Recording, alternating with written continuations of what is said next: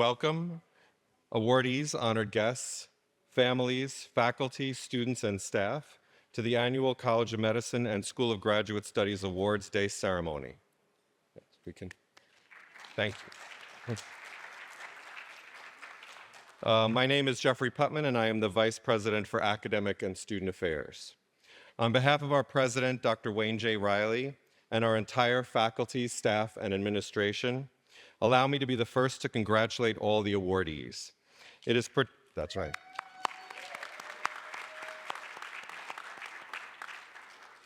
This is supposed to be a celebration, by the way, so you got to practice for Wednesday, right? It is particularly fitting that we hold this event here in the Alumni Auditorium because after Wednesday's commencement, our graduates will join their ranks and become Downstate alumni. That's a guess. The College of Medicine traces its roots to 1860, the year the first medical school class graduated, and today we commend you, the 166th graduating medical school class and the 59th graduating class from the School of Graduate Studies. Before we begin, I would like to invite the Dean of the College of Medicine, Dr. F. Charles Brunicardi, to the stage to bring greetings.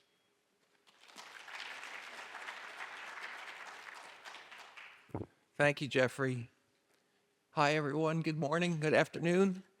I'm so pleased to be here to congratulate all the graduates and especially those students receiving awards today. This is really such a remarkable event which acknowledges the hard work and commitment of the students. Commencement is one of my favorite times of the year. It's the joyous time of the year where we get to celebrate the amazing achievements of our graduates. The selection of award recipients each year is a difficult decision, and it's a tribute to the class of 2026 that so many of you are here in person or with us virtually to celebrate your achievements. Each of you has contributed to the life of the College of Medicine and the School of Graduate Studies. And before the first award is presented, I would like to applaud your commitment to medicine and research.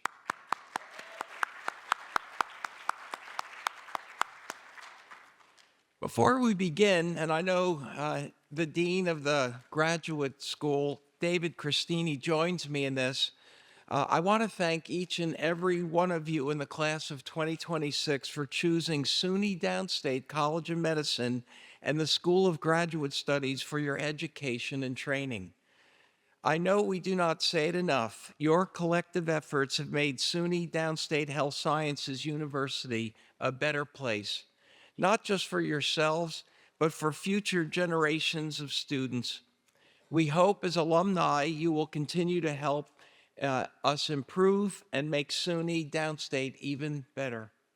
Once again, we congratulate all of our students for their fine performance, and we all look forward to celebrating with you Wednesday at the commencement in Coney Island. Dr. Putman?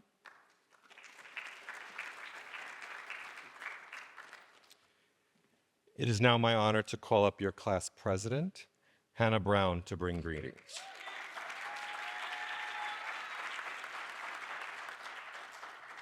Hello, almost graduates, faculty, and family. I'm Hannah Brown, the president of the College of Medicine class of 2026. And while many of you have heard from me perhaps one too many times over the past 4 years, I hope you'll indulge my addressing you one last time. It has truly been an honor and a pleasure to get to know so many of you and study, work, and advocate alongside you. When people ask what I like about Downstate, my immediate thought is always the people, the community. That sounds cheesy, but I'm very serious. Being in higher education in fields known for competition and hierarchy, it has been a striking and special experience to be surrounded by fellow students who only want to help one another, share knowledge, and ensure equal access to opportunities. That level of collaboration among these high achievers from incredibly diverse backgrounds across academic programs is astounding. Before any of our first days of classes, upperclassmen were already communicating with us, answering our questions and prepping us for what to expect. They made sure that one of the first things we learned about Downstate is that none of us are alone. When I later served as an orientation coordinator, countless members of my class reached out to me to ask how they could help the incoming students. Before official tutors were hired for the year, classmates volunteered their time to tutor junior students without a second thought. There is a common understanding in the Downstate community that collective success is as important as individual success, and that we all have a true responsibility to help each other achieve that success. This sentiment doesn't just exist within one school. PhD students taught us med students in the classroom our first 2 years and collaborated with us in labs. In the Brooklyn Free Clinic, med students and nursing students share leadership roles and learn how true interdisciplinary teamwork is accomplished. And these are just a few examples. As we now enter our respective fields, I reflect on how lucky we are to have been trained at an institution where this kind of interprofessional and collaborative work is the norm, and what an asset this attitude will be in all of our careers. I also want to take a moment to acknowledge each of your individual accomplishments and the significance of becoming a doctor of medicine or philosophy. Of course, we all know it's a big deal, but let's really consider what it means that you became a doctor. You had to have had such a strong sense about yourself and your goals when you were years younger, and such a strong ability to plan so that you could complete all of the requirements necessary to even be considered to apply to start school here. Some of you had other careers before turning to medicine or science and had to go through that rigorous process later in life, demonstrating just how strong your passion is. The physical and emotional work required to just get to the starting gate of medical and graduate school is staggering. And then you actually had to do it. A minimum of 4 years of work that challenged not only your mind, but your relationships with yourself and loved ones, and pushed you to grow and stretch to fit this behemoth of an undertaking into your lives. For all of you, this was once only a dream, something you prepared for and imagined you might accomplish in the distant future. And now it's coming true. What's more, everyone in this room did not just complete this feat of education, but excelled so outstandingly that you are now recognized by your faculty for going above and beyond what is already so impressive. But none of us did this alone. From our friends providing a second pair of eyes on applications. Personally, this speech is just one of the countless things my fiance has edited over the years. Our partners quizzing us and acting as our patients, to our parents talking us through the decisions, and our families holding our hand when things got hard. We wouldn't be here without our support systems, many of whom are here or watching today. Let's give them a round of applause.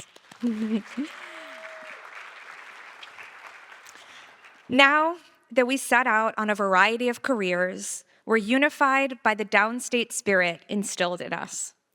The belief that when things are not fair, we have the power to change them, and that to enact change, we need a multidisciplinary team alongside us. I hope the world is ready for the fresh batch of fiery, passionate, strong Downstate grads who are about to shape the future of medicine and science and not be quiet about it.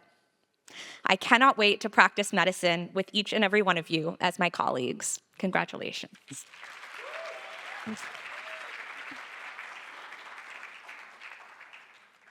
We'll now turn to the presentation of awards.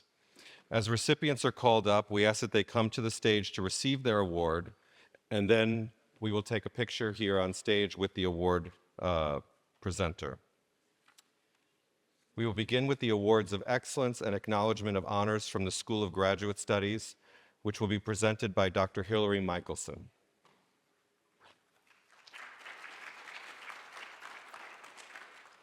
I'm here actually partially on behalf of Dr. David Christini, who can't be here to give the award to the graduate school because his son is graduating and he's attending that graduation. So I'm here representing the School of Graduate Studies as well as the Furchgott Awards. So to begin, I just wanted to acknowledge some of three of the students who have actually completed their doctoral degrees this year in the School of Graduate Studies who won prizes at the annual research days in previous years. These students are Xiang, who won first prize in the poster session for both 2025 and 2026, Riley Morrone, who won first prize in the platform session in 2024, and Benjamin Tessler, who won first prize in the poster session in 2022. So congratulations to these recent doctoral candidates and graduates for their awards.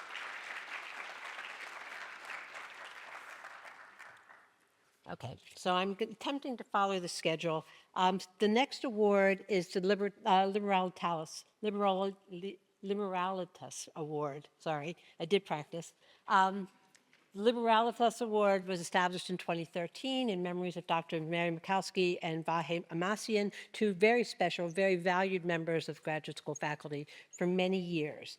And this award is given to, in recognition of academic altruism, a central value in the School of Graduate Studies, to the graduating student viewed by his or her fellow graduate students as the most significant peer resource, a student whose character and contributions to our university community have been recognized and appreciated by their peers. So this is a peer-to-peer award, which has enormous significance. And this year's recipient is Shreya Shea. Is Shreya here? If Shreya is not here, which doesn't look like, maybe she's streaming in, I'll make sure that the award goes into the graduate office where she can pick it up. Okay, let me put this one out of the way. All right. Next, we have the Alfred Stracker Awards. So the Stracker Student Author Award. This award was established in memory of Dr. Alfred Stracker, who was chairman of the Downstate Biochemistry Department from 1972 to 2006, and was a faculty member here at Downstate for 54 years. The recipients of the Stracker Awards are chosen by the deans of the downstate schools and colleges to acknowledge excellence in research that translates to the improvement of human health. This year's recipients for first prize is Andrew Wang. And Andrew, are you here? Maybe, maybe not. Second prize is Eli Burglas. Is Eli here? And third prize goes to Patrick Neon. Patrick.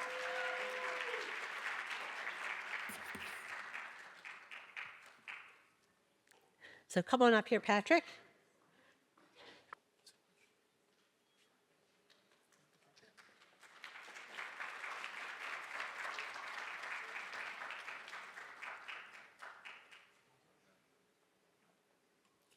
Now I'd like to present the Furchgott Awards. So the Furchgott Awards are awards of special distinction for students who have distinguished themselves in the area of research. So most of you know, in 1998, Dr. Robert Furchgott was awarded the Nobel Prize in Physiology or Medicine for his contributions to the discovery of nitric oxide as a signaling molecule in the cardiovascular system.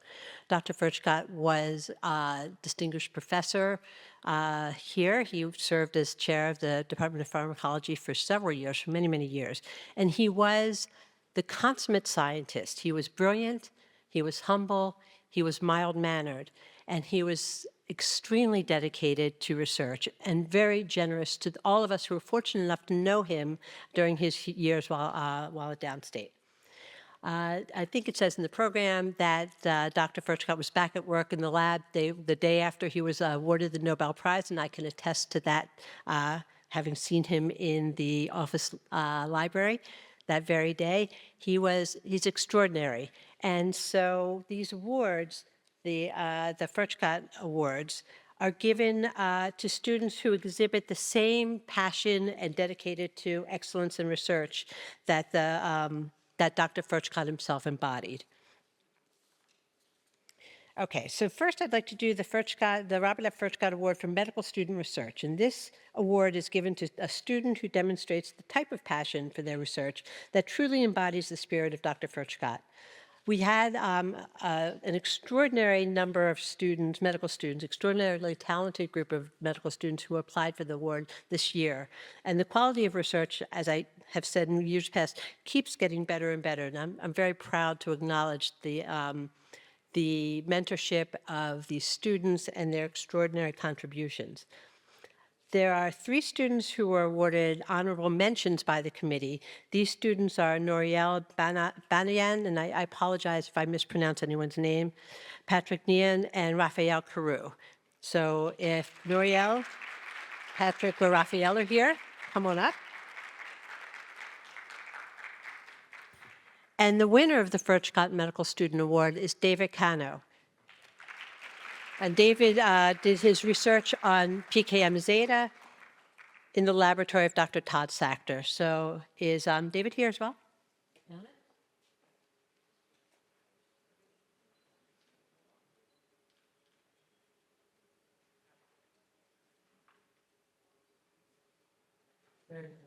Congratulations.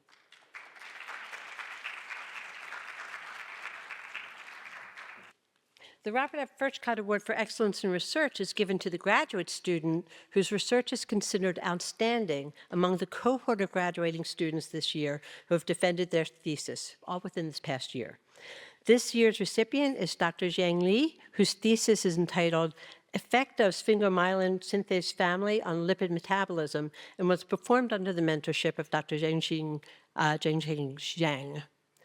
So is Xiang here? If not, I hope she's watching on live stream. And lastly is an award that is not listed in the catalog, but I wanted to make sure was mentioned as well. And this is the Ma and Sue Award, which was established by Drs. Joe Ma and Sophie Sue. And this award recognizes the outstanding thesis research of a graduating doctoral student from the School of Graduate Studies, whose program affiliation is different from that of the Furchgott Award recipient. This year's recipient of the Ma and Sue Award is Dr. Joao Moreira, who unfortunately is also not here to accept his award. So I think that's it for me. Congratulations to all of you.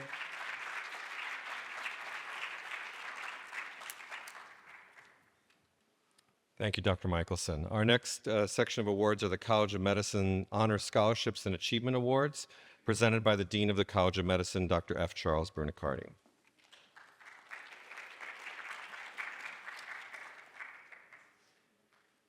Each year, the Office of the Dean has the honor of granting several awards. Although the criteria for choosing these recipients vary, they all include academic achievement. We will begin with a series of endowed scholarships. The endowed honor scholarships, the Jadwin honor scholarships, and the Yudkowsky honor scholarships are awarded to students who attain a high level of academic performance. So the winners of the endowed honor scholarships, and if you're here, please come up. Khadijatu Ba, Sandra Leskinen, and Zuji Zhang.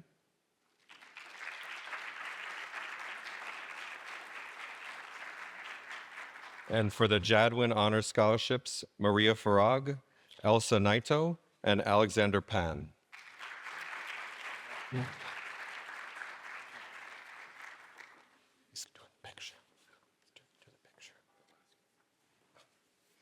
And for the Yudkowsky Honor Scholarships, Viknesh Baskar, Shirley Chen, and Susan Paraga.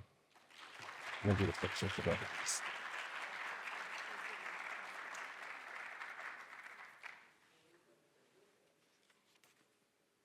Oops.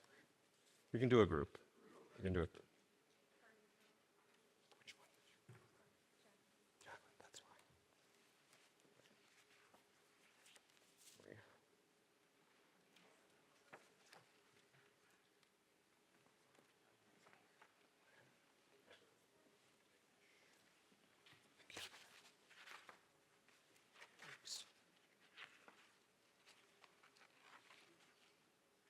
Which one did you win?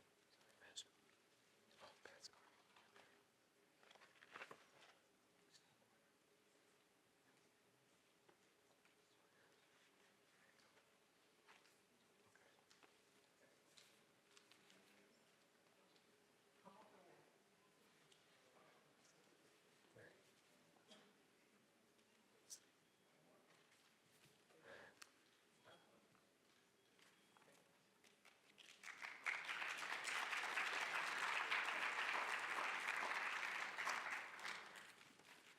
The Merck Awards are from the pharmaceutical company that acknowledges academic achievement in medical studies. And for this year, the Merck Awards will go to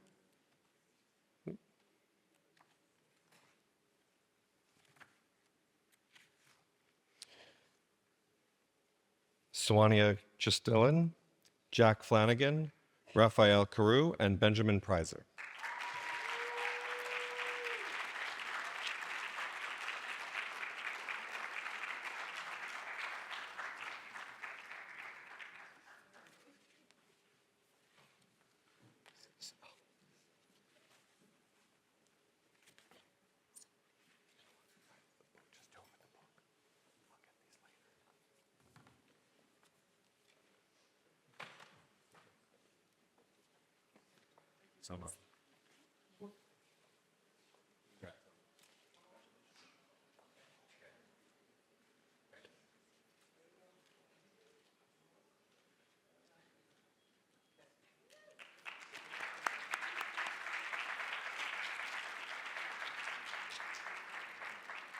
That's the heaviest award we give out.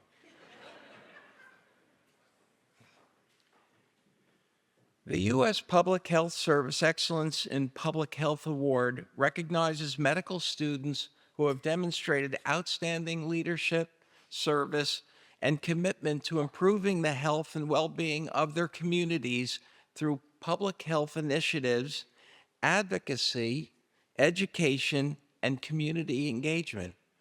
Presented on behalf of the United States Public Health Service, this significant national honor celebrates future physicians whose work reflects the vital connection between medicine and public health.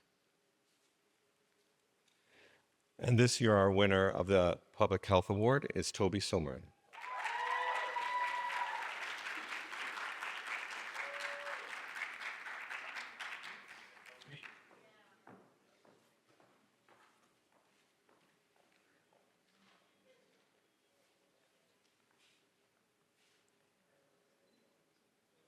Oh.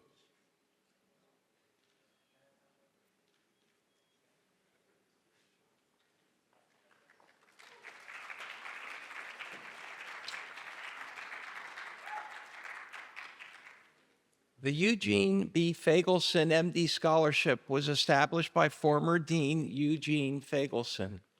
This merit scholarship is awarded to a graduating medical student who has demonstrated academic excellence in pursuit of his or her career.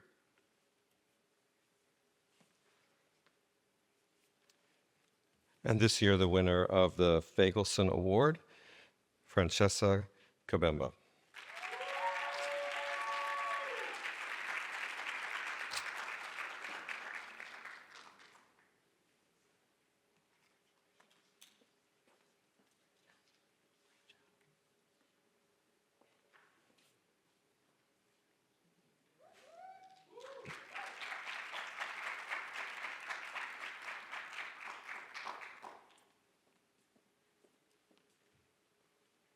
Our next award, the Trude Perlman Award, was endowed by Dr. Bernard Perlman, a graduate of Downstate class of 1955.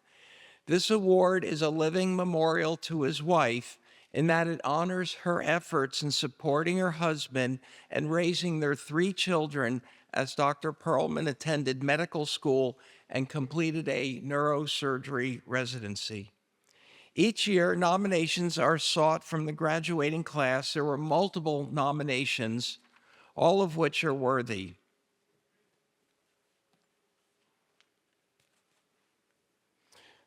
Okay.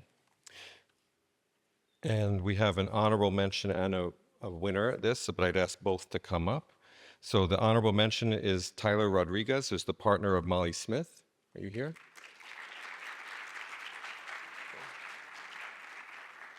And the recipient is Esther Gorel, the spouse of Shimon Gorel.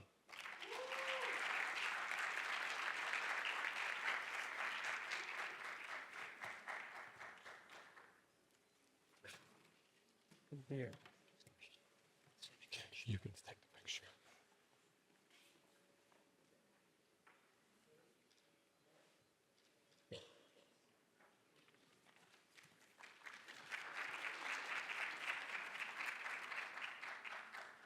The next award is the Dean's Award for Humanism and Community Leadership.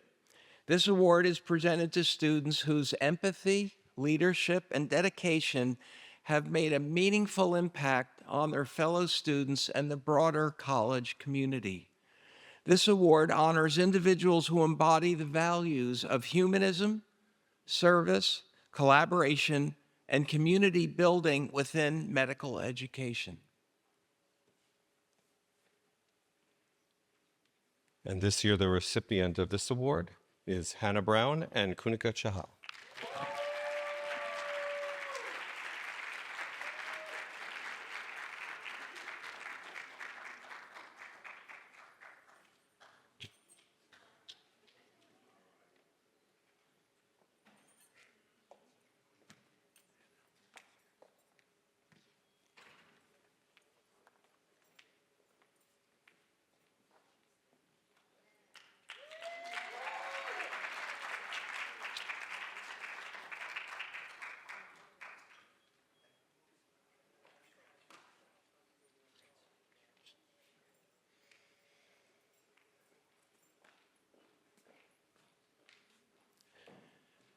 My last award is extremely special for us and to me. The State University of New York Chancellor's Award for Student Excellence is an awarding honoring students throughout the SUNY system who have best demonstrated and been recognized for their integration of academic excellence and other aspects of their lives, which include leadership, campus involvement, athletics, career achievement, community service, or creative and performing arts. These awards were bestowed by SUNY Chancellor Dr. John B. King Jr. and are given annually up to 2 SUNY Downstate students. This year, we are honored that 2 of our College of Medicine students received this special recognition. So I'd like to ask Toby Sommeren and Isaac Vingen to come up to the podium.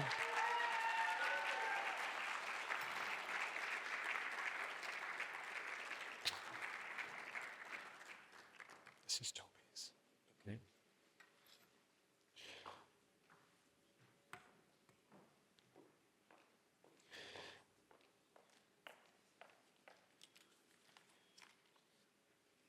I have a little bio. Well, you can go ahead. There you go. Toby Sommeren has been driven by a passion to serve others throughout his academic journey. He earned a Bachelor of Science in Biochemistry from Stony Brook before pursuing an MD and PH degree.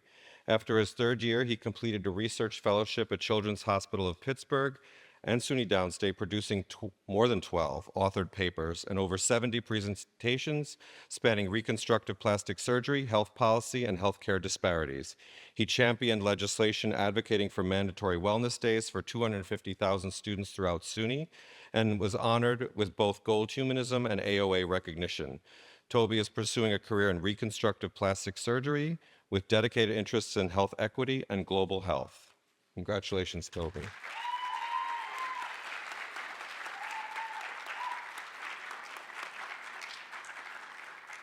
Isaac Vingen is a 9th year, 9 years.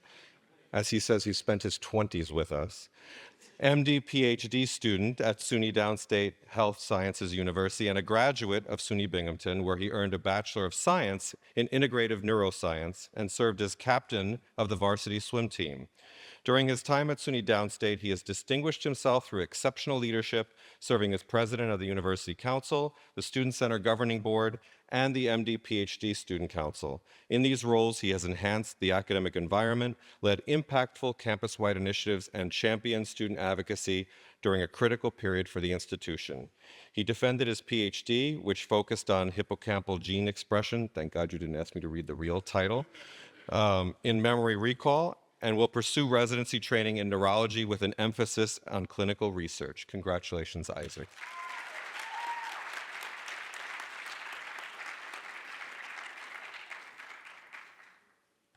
We're now going to proceed to the departmental awards. We'll start with the Academic Development Department, Dr. Seth Langley.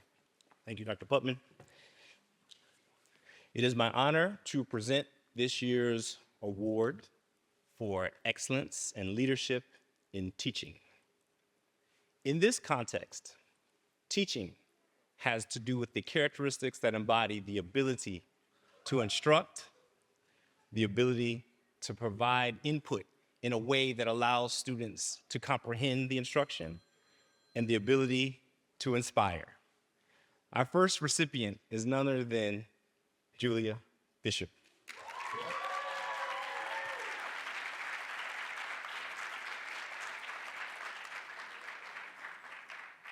Dr. Fisher, soon to be. Thank you. You're welcome. Dr. Fisher has been our medical knowledge tutor, and she's embodied those characteristics that I mentioned single-handedly in conjunction with others, but she has stood out by virtually taking on the capacity to go above and beyond by inspiring students, by educating them, by giving them supplemental resources to understand the content, and ultimately helping them achieve academic excellence. So we thank you for your contribution, Dr. Fisher.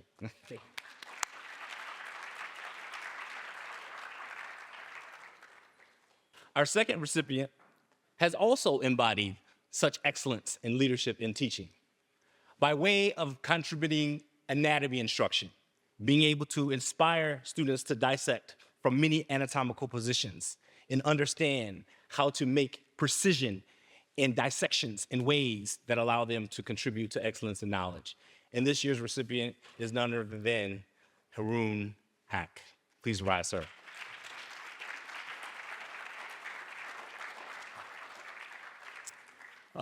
Dr. Hack is not with us today, so on behalf of him, I will accept this award, and I thank you on his behalf. Thank you.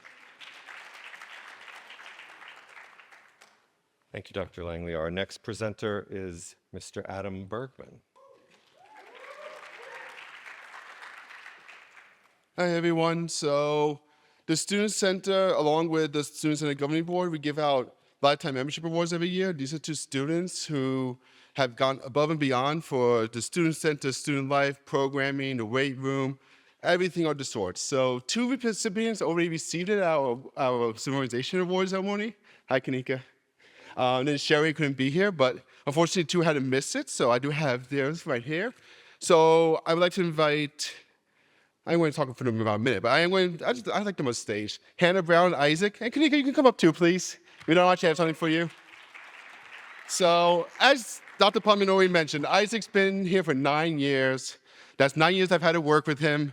He's called me, complained, helped me come up with a lot of great ideas, though, for this campus. So it really has been an honor to get to work with him. He's brilliant. He's helped turn University Council from something that no one knew what it was into the student government it has become today by being president and vice president and helping Toby as well. Hi, Toby.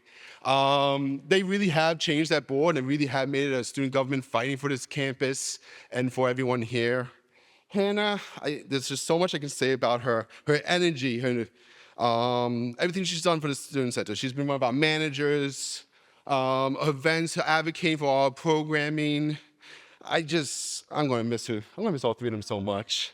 And Kanika, a lot of you have been taking part in the travel and tours programs. How many people have ever gone to one of the musicals, basketball games, or anything like that? That was something I wanted to do years ago, but unfortunately never got support. And then Kanika came in and said, hey, we should really do stuff like this. And I was also in the time that our old administration was leaving, so we were able to now make changes. So thanks to Kanika that all those travel and tours and off-campus events have started. So I just want to say thank you to all of them. They're truly amazing students, and I've had the privilege to work with all 3 of them.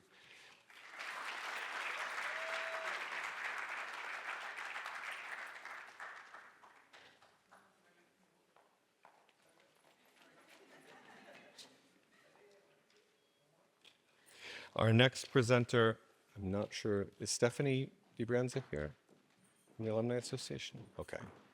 I will present this on her behalf. The Nathan Spitzer, MD, class of 25, it's 1925, Honor Achievement Award in Cardiovascular and Pulmonary Medicine was established by Dr. Adrienne Siegel, daughter of Dr. Nathan Spitzer, class of 1925, in memory of her father, for a graduating medical student who exhibits excellence in cardiovascular and pulmonary medicine. And the winner of this award is Mark Spivak.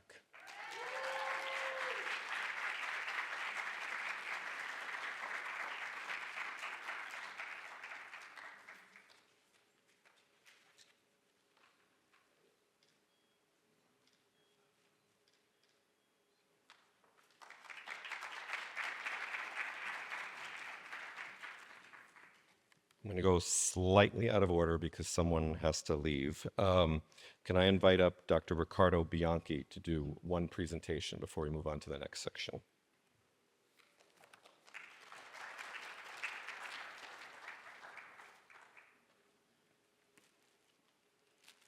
Thank you, Dr. Putman, and good afternoon, everyone. I'm happy to be here to present this year award for the outstanding educators in the foundations of medicine.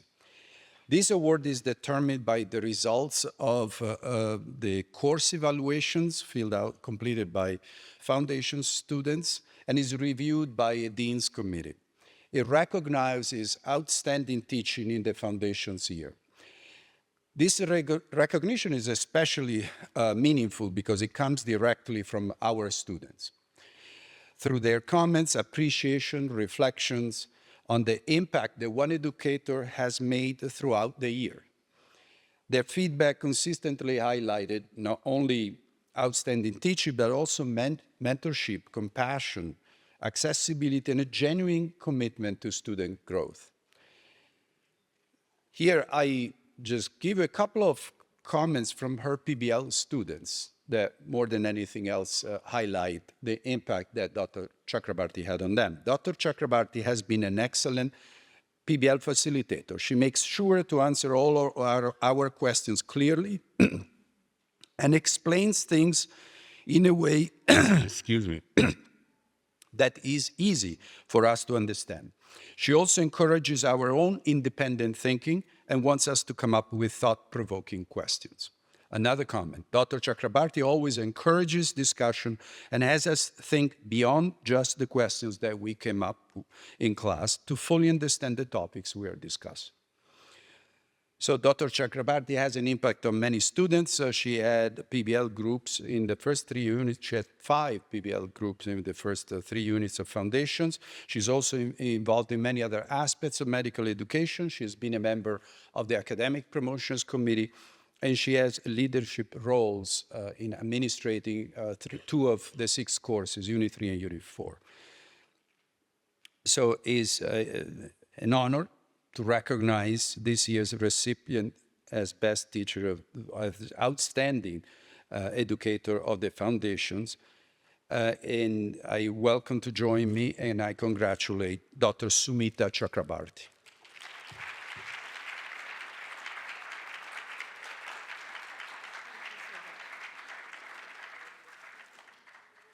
Thank you.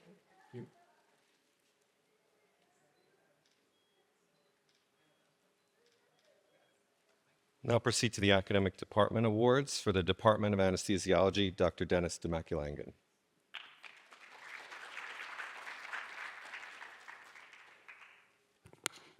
Every year, the Department of Anesthesiology gives out awards to 2 deserving medical student graduates, an award for clinical excellence and an award for excellence in research.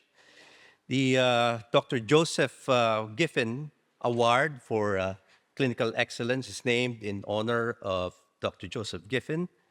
Dr. Giffen was a professor of anesthesiology and was executive vice chairman in the Department of Anesthesiology at SUNY Downstate, and was chairman of anesthesiology at Long Island College Hospital.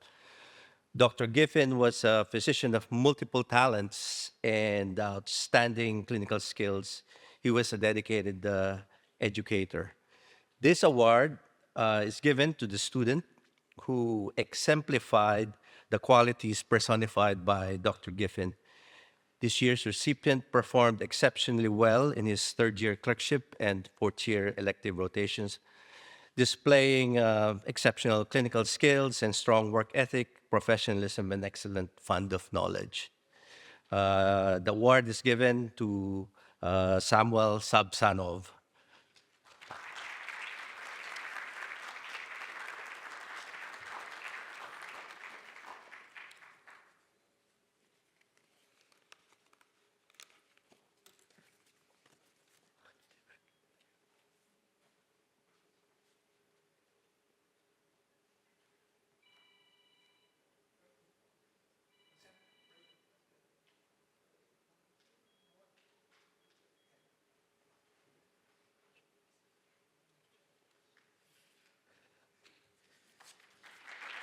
Congratulations, Samuel. Okay, the Dr. Gerard Wolf Award for Excellence in Research is named in honor of Dr. Gerard Wolf. Dr. Wolf was a professor of anesthesiology and vice chairman for research. Dr. Wolf was a researcher, mentor, lecturer, and author. His research involved the investigation and analysis of the flammability of materials, equipment, and gases in the operating room. This award is given to the student who exemplified the qualities personified by Dr. Wolf. This year's recipient was involved in several research projects in and outside of the Department of Anesthesiology.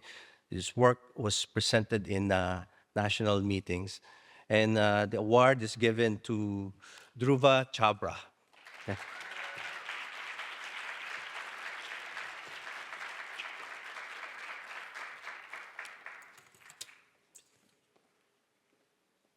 Thank you.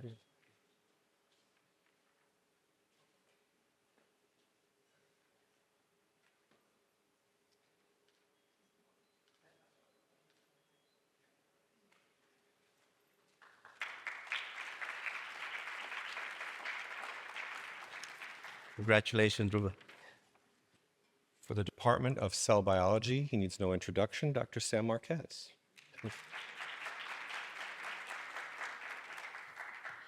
Thank you, Dr. Putnam. Good afternoon, everyone. Dr. Brunicardi.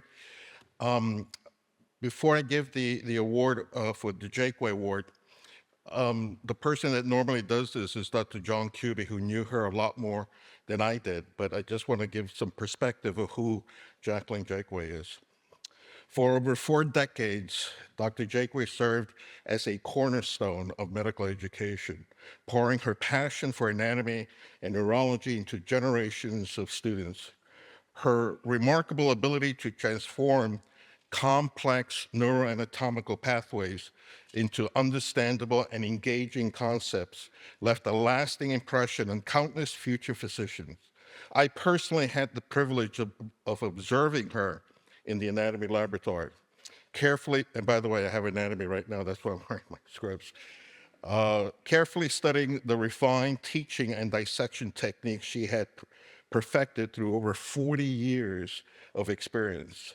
I benefited immensely from her wisdom and expertise, as did countless students who learned under her guidance. Beyond her exceptional classroom instructions, Dr. Jakeway was a mentor whose commitment to excellence profoundly shaped the education and professional development of future physicians. Although she is no longer with us, her legacy endures through the thousands of physicians she helped train and through the memorial award established in her honor, which continues to recognize and inspire the highest standards of achievement in the anatomical sciences. And so, and by the way, the chair of cell biology, Dr. Chris Roman, one of the first acts he did as he assumed the chairmanship was to create the Jakeway Awards, because he too saw her contributions to the department. Here is, and I have to apologize, I wrote this thinking that nobody knows who the winner is. So if you don't have the program, don't peek, okay? So, the Excellence Award in Anatomy is presented to a truly outstanding student whose academic achievements, leadership, and character exemplify the very best of our profession in training. This student earned the highest practical exam score in 3 of the 4 anatomy units and placed 3rd in the 4th examination, an extraordinary accomplishment in one of the most demanding courses in medical education. His mastery of anatomy was so evident that he was selected to serve as a TA for my summer anatomy course, where he taught students in the PT, OT, and PA programs. Throughout that rigorous 12-week course, he conducted informal laboratory reviews and delivered formal lectures with remarkable clarity, confidence, and command of the material. His performance metrics alone distinguishes him as an exceptional student, but what truly sets him apart is his character, his compassion, humility, intellectual curiosity, and natural instinct to help others. These qualities did not suddenly emerge in medical school. They have been evident for years. He began his undergrad at Vassar College, where he earned a perfect 4-point GPA during his first year. Although he appreciated the academic environment, he ultimately sought a larger setting with broader opportunities and transferred to Northwestern University, where he truly found his niche. There, he became involved in research, examining the effectiveness of physical activity interventions for cancer patients and survivors, while simultaneously dedicating significant time to meaningful community service. And everybody in this room, or at least have gone through medical training, knows what it's a requirement, right? It's a requirement to enter medical school. In his case, however, service is not simply an application requirement, it is intrinsic to who he is. He possesses a genuine desire to give, to support, and to heal. Those qualities are the foundation of an exceptional physician. So today, I address you as Mr., but by Wednesday afternoon, it'll be Dr. Harris Nadelman.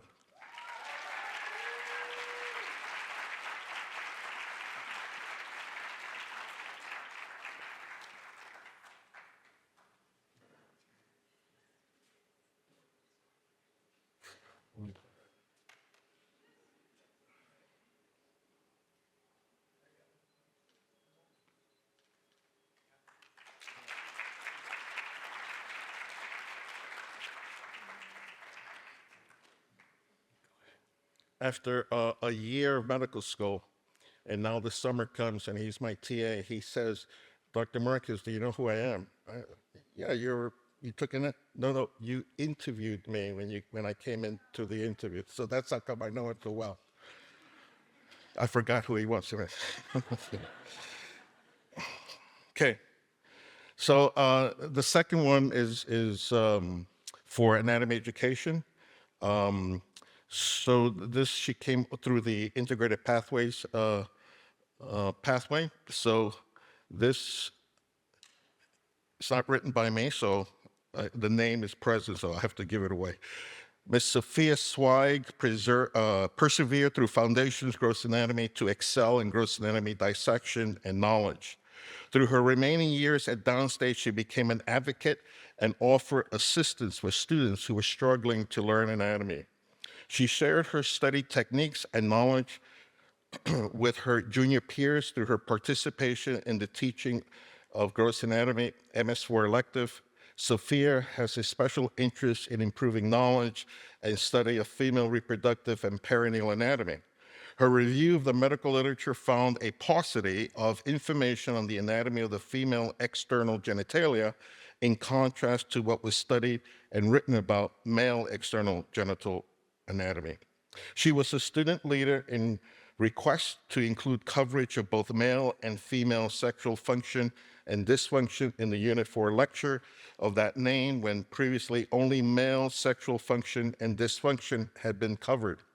In her senior year, she prepared a special dissection and video of the female perineum to demonstrate and make available to the class of 2028 students.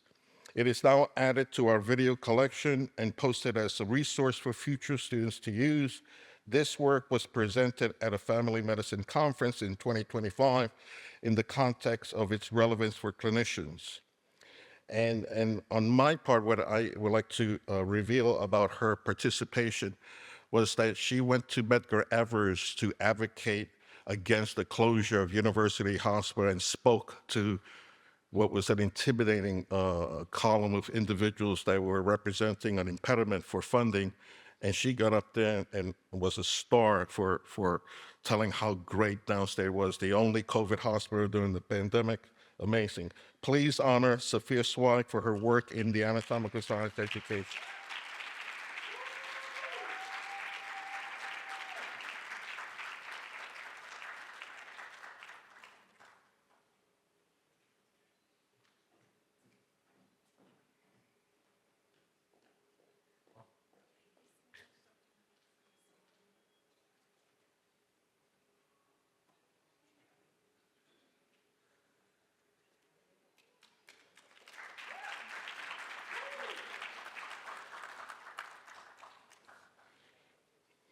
Last one.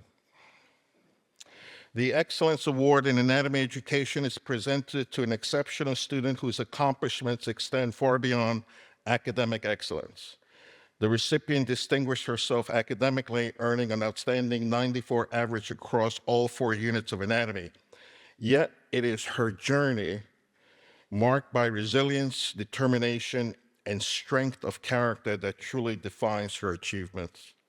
She is a non-traditional medical student who took a gap year before entering medical school to ensure every prerequisite was completed at the highest level possible. Behind that decision lies a remarkable story. Early in her pursuit of medicine, she was twice told she lacked the credentials to succeed. Once advised to pursue nursing instead, and another time told that as a woman, she might find a nurse's aide role ideal. Nothing against the nurse. I married a nurse, so I can't be, so it's nothing against the nursing, but boy, what a mistake. Rather than accept those limiting views, she responded with focus and resolve. She spent every moment strengthening her academic record before applying to SUNY Downstate, where her outstanding credentials overcame our usual hesitation regarding out-of-state applicants. 4 years ago, she entered our program, and since then, her academic and clinical performance have continually reaffirmed that we made the right decision. It was therefore no surprise that she was selected as a teaching assistant for the summer anatomy course during her second year of medical school. Her approachable teaching style encouraged students' participation, and she consistently went beyond her formal responsibilities to provide individualized support. In her third year, during Unit 5 Clinical Pathology Anatomy Lab review session for the 206 second-year medical students, an unexpected faculty absence left us without an instructor. Despite being immersed in a demanding surgery rotation and functioning on very little sleep, the recipient immediately agreed to lead the review session the very next day when I bumped into her in the hallway. She delivered an exceptional presentation on the heart and its vasculature with clarity, clinical relevance, and engaging instruction. Her willingness to step forward without hesitation reflected the dedication, resilience, and professionalism that will undoubtedly serve her well throughout residency and beyond. She demonstrated the same commitment during her fourth year, returning to participate fully in the head and neck anatomy unit just a couple of months ago, assisting students in every laboratory session. She also helped with the anatomy practical setup, proctoring, and even grading. Finally, she is a co-author on a manuscript submitted to the Journal of Vascular and Interventional Radiology, examining the branches and variation of the axillary artery. And so today, I address you as Miss, but by Wednesday afternoon, it'll be Dr. Monique Linnea.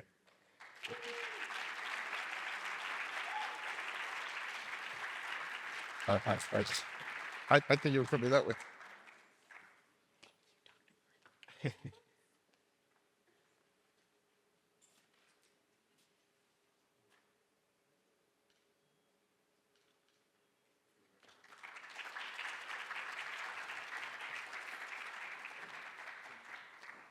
For the next award, I'd like to invite up Dr. Bill Chirico and Dr. Zhenqing Jiang.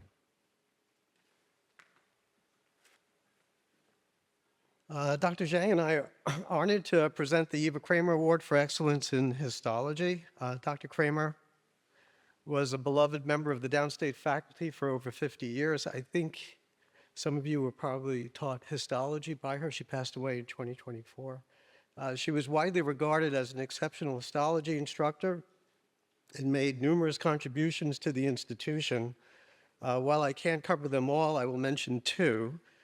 First, she led the first major modernization of the College of Medicine curriculum, transitioning it from a traditional didactic format to an organ and small group-based approach. Second, she founded Downstate's Biotechnology Incubator and raised over $100 million to support it. Dr. Kramer set the standard for teaching histology and trained many faculty over the years, including me. She had a remarkable command of the subject and generously shared her expertise with both students and colleagues. Just as importantly, she made histology engaging and fun, often organizing impromptu competitions at the end of lab sessions, pitting one side of the room against the other.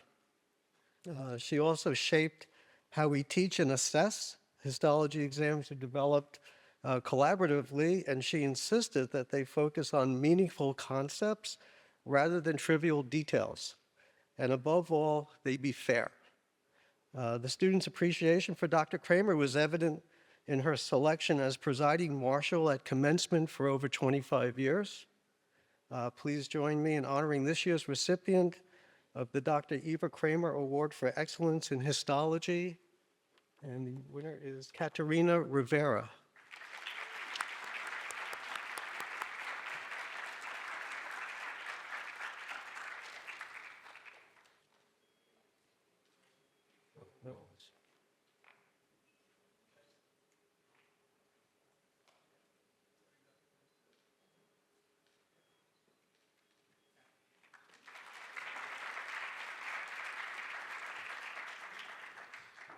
For the Department of Dermatology, Dr. Ed Heilman.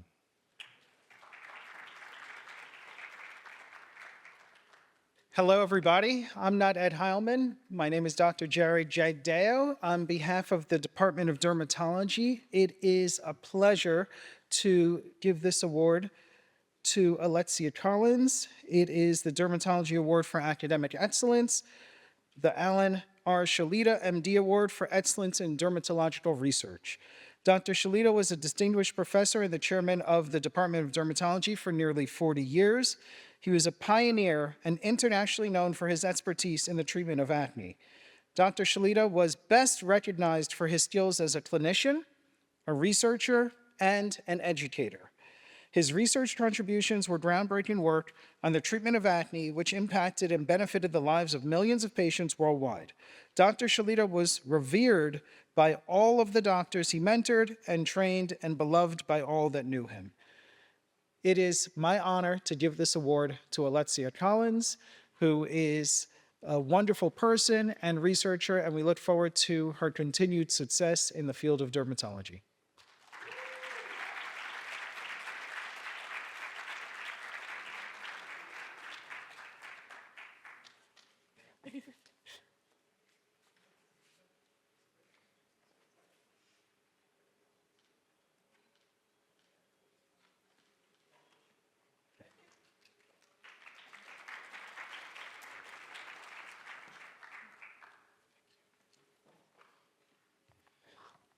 Next, for the Department of Emergency Medicine, Dr. James Willis.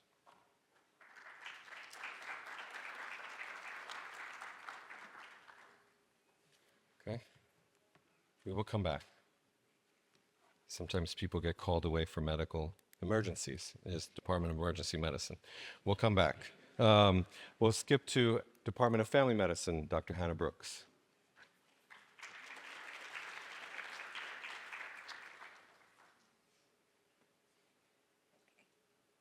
Hi, I also prepared this not knowing the name was printed on the program. But this award is the Hyman Merenstein Award. It's awarded to the for an excellence in family medicine. It's in remembrance of a wonderful family physician, epidemiologist, devoted teacher of medical students in family medicine at Downstate. He worked in our department for nearly 30 years, from 1970 to 1998. And it recognizes a student who demonstrates clinical excellence, dedicated service, and devotion to the interest and promotion of family medicine. And this award goes to Hannah Brown, who needs no introduction. She's receiving many awards here today. But personally, when I met Hannah, she did not know she wanted to be a family doctor. She wanted to be a pediatrician, psychiatrist, and child psychiatrist, a triple board program. And I was like, that sounds great, but you know what else you could do if you want to treat everybody? You could be a family doctor. And I just knew from the minute I met with her that she was a colleague. She's a soul and a heart for family medicine. She will take care of any single person who walks into her office, and she will do so with joy and grace and excellence. And so it is my honor to give her this award today.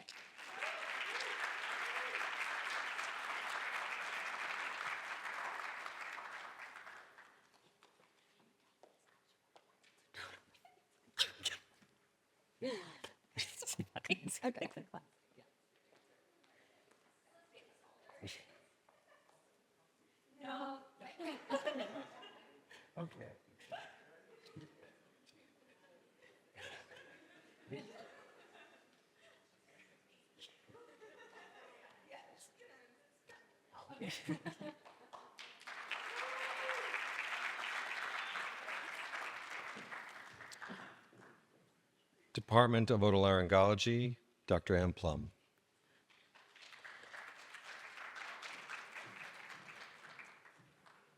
It is my honor to present the Medical Student Award for Outstanding Achievements in Otolaryngology to Asher Rip.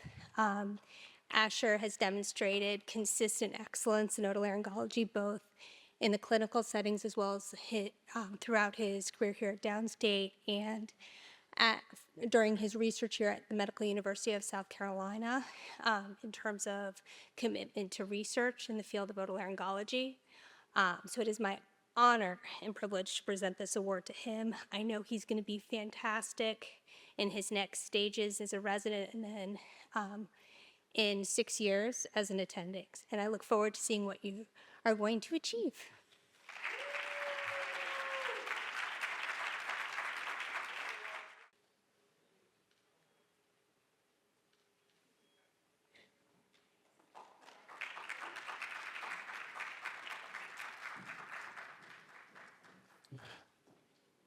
Next, for the Department of Medicine, Dr. Mauro Salafu.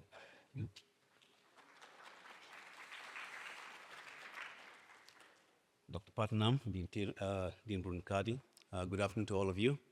I'm here to present the Excellence in Medicine Awards to 4 deserving medical students who did phenomenally well in honor of Dr.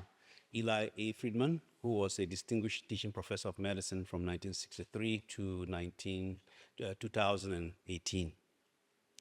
I just want to tell you a little bit about Dr. Friedman. He was from the class of 1957. He finished Harvard residency, came back to Downstate and set up the first federally funded hemodialysis unit.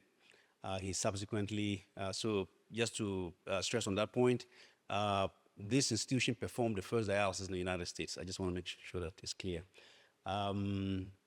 His picture is on the wall of the library. So if you go out, you can actually see his picture with the artificial kidney in his hands. That's Eli Friedman.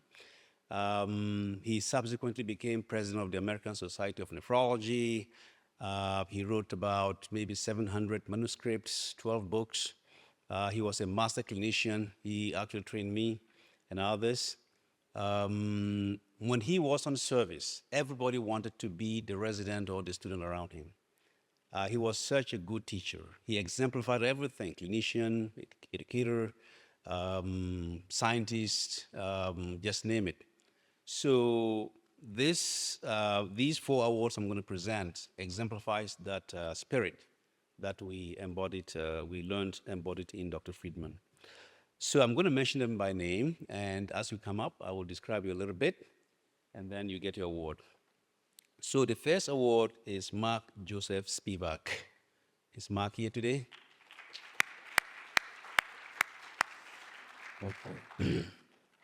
Just a few comments on Mark. By the way, we would accept the award in his honor, and he can pick it up from medicine office anytime. So some of the comments from the medicine clerkship were very much outstanding and very representative of Mark. They said, Mark consistently demonstrated exceptional preparation for daily rounds, presenting comprehensive patient histories and detailed physical exams of all his patients. His clinical assessments were on target and very thorough.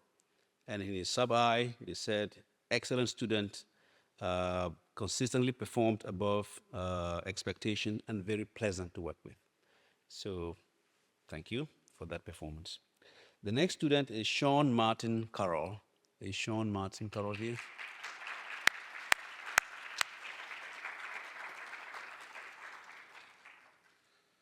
Just a little description of Sean.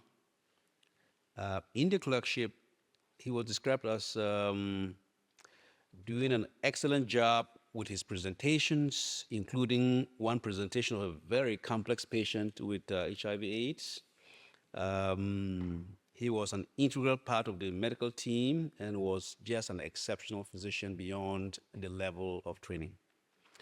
In the sub-internship section, this is what the faculty said about him. Sean was hardworking, diligent, and compassionate. Overall, a pleasure to work with him on our medical team. So congratulations.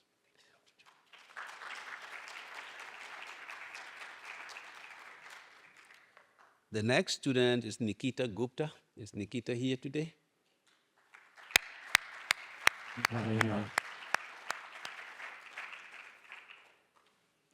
Okay, good. Nikita is here. So this is what the faculty said about Nikita in the clerkship. Nikita excelled during her rotation. All of her patients' presentations were exceptional and accurate and concise. Nikita demonstrated a solid foundation of medical knowledge, particularly in community-acquired pneumonia and all the other medical diseases. And she was just an exceptional student to be around, teaching other students and patients alike. So congratulations, Nikita.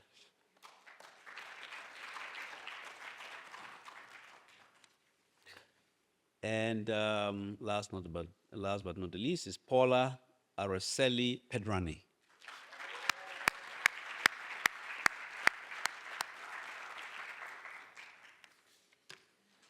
So, by the way, all these write-ups are just phenomenal, and I don't want to read every single sentence, so I'm taking little bits to tell you how great they are.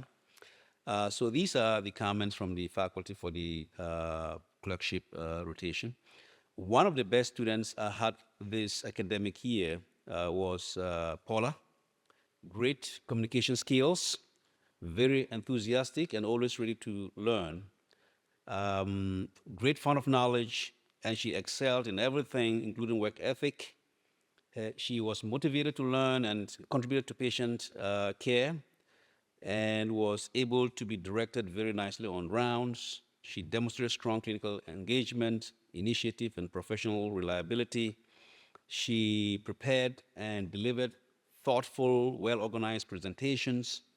She functioned well beyond her sub-internship. She was on par with interns. So to be a student and your faculty will say you are on par with an intern is really amazing. So congratulations. And for those of you who came through medicine and there was no award, I think everybody deserves an award, but we have to give it to a few, but everybody really did very well in medicine. So thanks to all of you.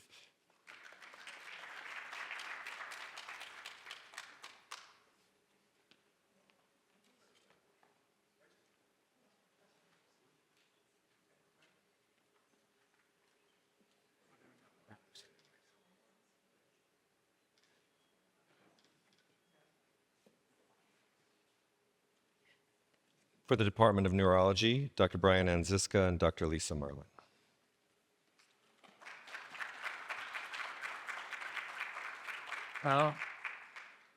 This award is given to honor Dr. Abram Rabiner, who had an incredible experience as a pre-World War II neurologist. He graduated from Albany Medical School, and like so many people, then he went to one of the overseas meetings, I think in Paris, where he met the great neurologist, Dr. Babinski. They got into an argument about what the Babinski reflex was caused by. At any rate, he gave Dr. Rabiner his reflex hammer, very famous reflex hammer, which came to America. Nobody knows where it is now, but it was a great honor. He was at Montefiore and eventually ended up at Long Island College Hospital and then at Kings County, retired and went to Florida where he continued teaching, I think, into his 90s. Here's a picture of him at Kings County, and you can see how engaged and interactive he is with everyone else. Okay, there are two winners of the Abram Max Rabiner Award. First one is who you've met already, and that's Isaac Vingen, who is an MD PhD. He, just to repeat, he did major research work on the genetics of memory. He's going to Johns Hopkins University, and we expect to see great things from him and all kinds of NIH awards. He's the first downstate student in neurology who's gone to Hopkins. As far as I know, I've been here a long time.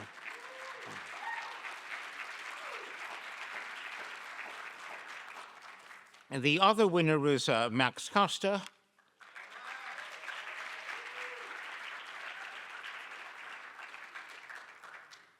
Who actually worked with a couple of weeks ago. He's going to NYU in neurology. He's excellent, and I'm sure that NYU will really be happy that they took someone like him. So two excellent future neurologists, did extremely well in all the exams, etc. And I think it's rare that we get somebody like Isaac to really represent our school, and I hope the future of neurology in this country.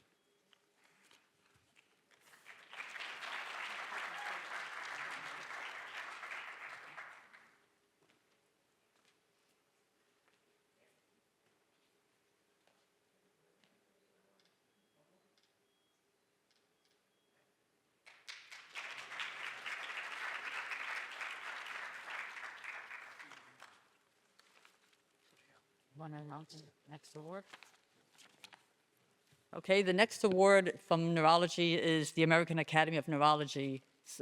They sponsor a graduation award, which goes to two medical students, one of which is going into adult neurology, the other one going into pediatric neurology. So the prize is awarded annually to the two students who show the most promise for highly successful careers in neurology and pediatric neurology, respectively. This year, there were 11 students going into adult neurology, so the competition was steep, but I'm delighted to report this year's recipient of the AAN Adult Neurology Award is Caterina Rivera. She's a member of the Clinical Neurosciences pathway, and she's a student who got honors on the clerkship, neurology clerkship, and of all students going into neurology, her clerkship, OSCE, and NBME scores were the highest in her class. She will be going to New York Presbyterian Columbia for her neurology training. Congratulations.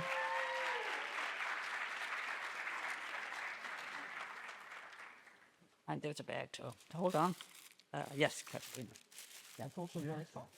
All right, and the Pediatric Neurology awardee is Claire O'Loughlin. So I had the pleasure of witnessing Claire's hard work and thoughtfulness when she did cultural humility research with one of my colleagues at Maimonides. She also got honors on the neurology clerkship with excellent scores on the final exam, and she'll be completing her pediatric neurology training at BU Medical Center. So congratulations.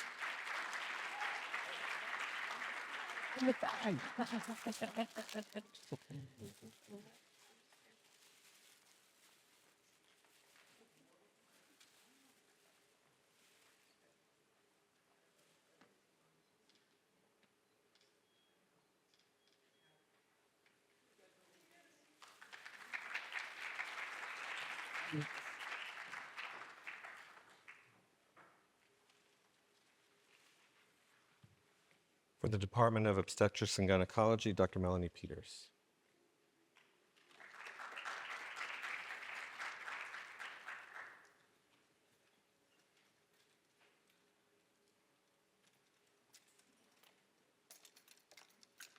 Good afternoon. It's my pleasure to be here. My name is Melanie Peters. I'm the clerkship director for the Obstetrics and Gynecology clerkship. And I have two awards to present today. The first is the Excellence in Obstetrics and Gynecology, the Morris Glass Prize. Dr. Glass was a downstate graduate who actually was the first chairman of the Department of Obstetrics and Gynecology at Albert Einstein when it opened in 1955.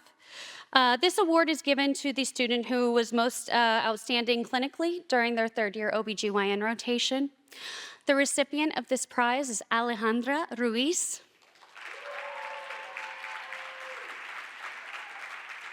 Alejandra consistently impressed all clinical providers that she worked with.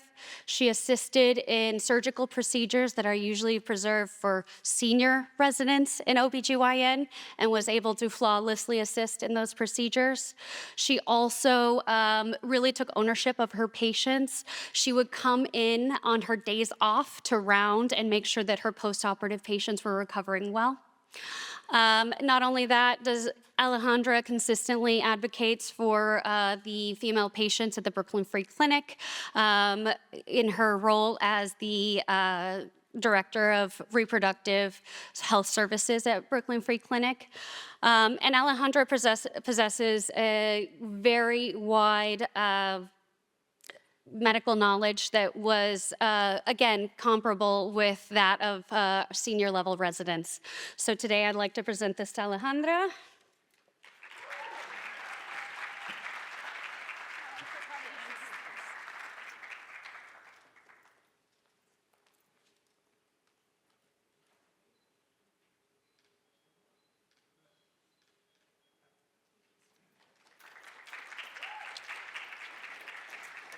Alejandra will be completing her obstetric and gynecology residency at University of Pittsburgh Magee Women's Center.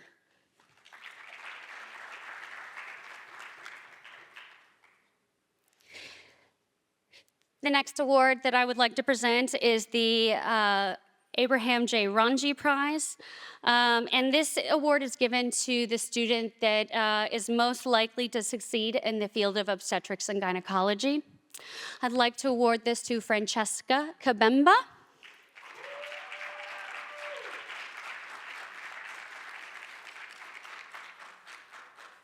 Francesca also demonstrated very sound clinical skills, as well as has a lot of other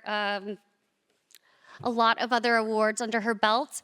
Everyone that worked with Francesca was very impressed by her skills and how well-rounded she is as both a clinical provider as well as a student with academic interests. And Francesca will be completing her obstetrics and gynecology residency at the University of California, San Francisco Bixby Center, which is one of the most prestigious residency programs in the country.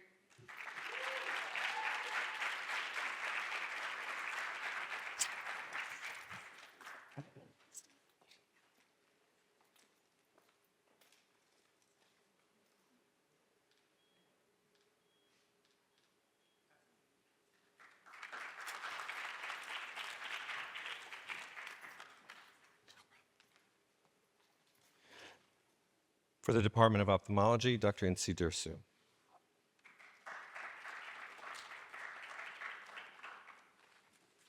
Hello. This award is given to the medical student who exemplifies admirable ideal qualities in ophthalmology. So this year it's awarded to Matthew Hyder. A little bit about Matthew. He interacted with us very early in his medical school years as an observer. Also, he was a student, always looking for a research project.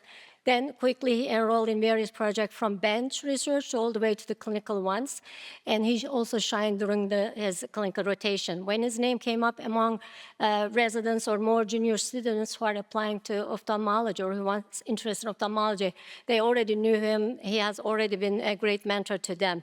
So he has all these qualities, and we are happy that he's on his way to join a top residency program in New York soon. And we look forward to his further accomplishments in the field of ophthalmology.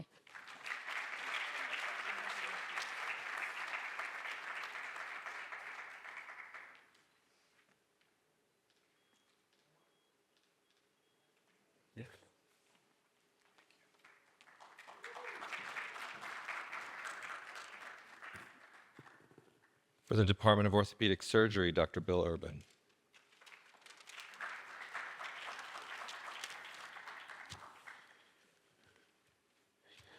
The Pavlidis Memorial Award was established in the memory of Dr. Christopher Pavlidis. He received his medical degree from Downstate and later went on to teach orthopedic surgery in our department in the 1970s and 1980s. In his honor, one graduating medical student entering orthopedic surgery is selected to receive recognition for their efforts. We had several qualified students, but one student distinguished himself by publishing 7 research projects while in medical school. He has decided to continue pursuing research next year at NYU Long Island before entering residency, which unfortunately is why he's not here today. But it gives me great pleasure to present Shiva Zumidi with the 2026 Christopher Pavlidis Memorial Award.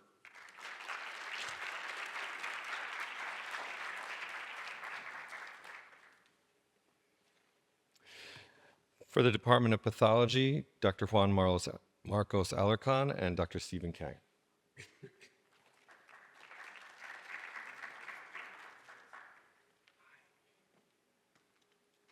Hello.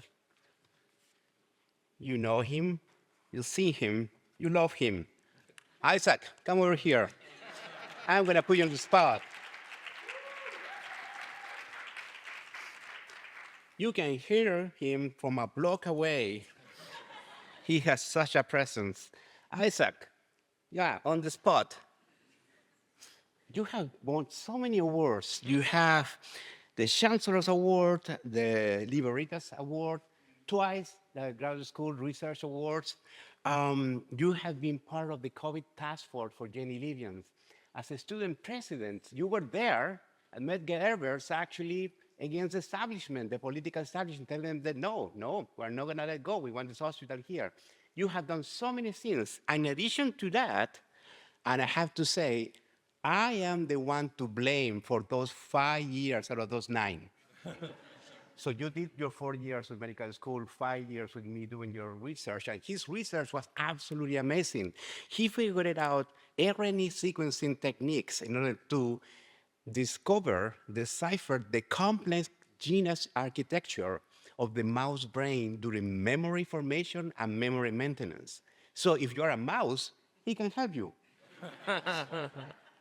On behalf of Dr. Jenny Livian, it is a privilege to present to you Dr.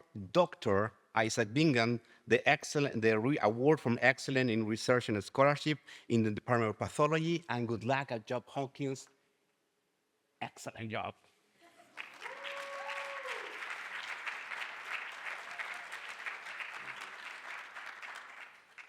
Oh, that too.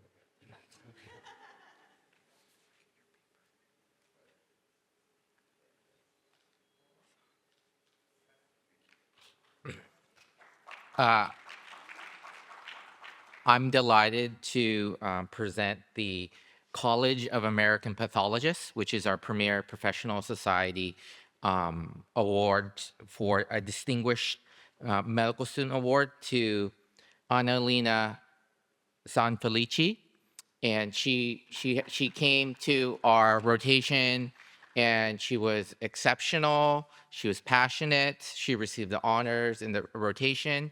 And we're just so happy to share that she's going to pursue pathology at Mount Sinai West here in Manhattan. And in addition to our professional prize, the Department of Pathology here has sponsored a small monetary prize as well for her achievements. So Annalena.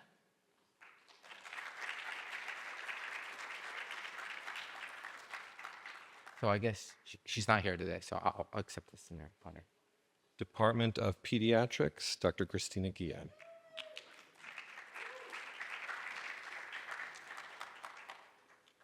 Good afternoon, everyone. Congratulations to all the winners. I have the privilege to presenting the award of Richard L. Day for Outstanding Performance in Pediatrics to Justin Kong. Please tell me who's here. So this award is awarded to the medical student that has performed outstanding in pediatrics, and Justin has both in his clinical as well as exams.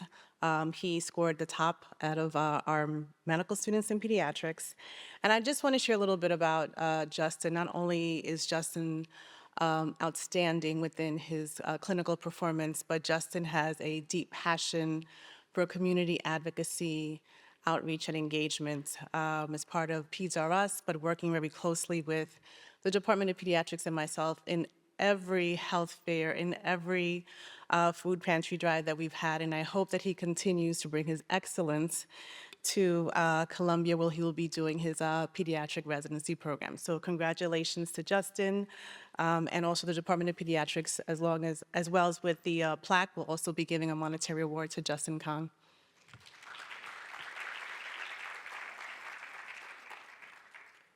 For the Department of Physical Medicine and Rehab, Dr. Sanjeev Agarwal.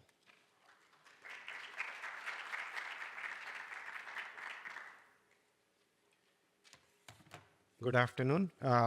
Dr. Soon Rowe, MD Memorial Award.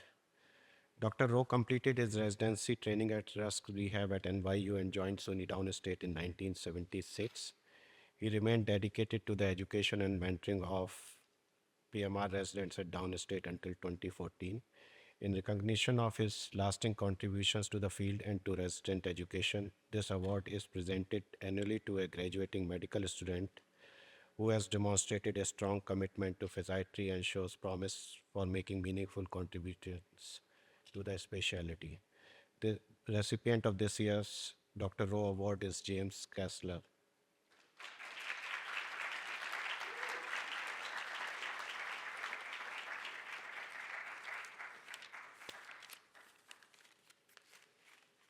By the way, he's joining us as a resident this year in 2027, I guess. Thanks, Congress.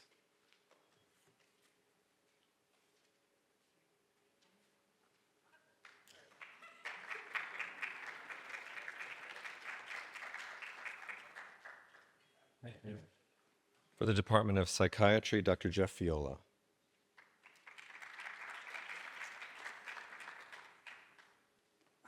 Congratulations, everyone who's won the award, and to their families who support them.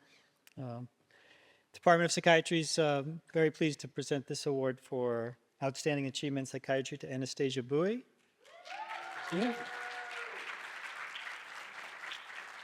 She got her start in Vietnam.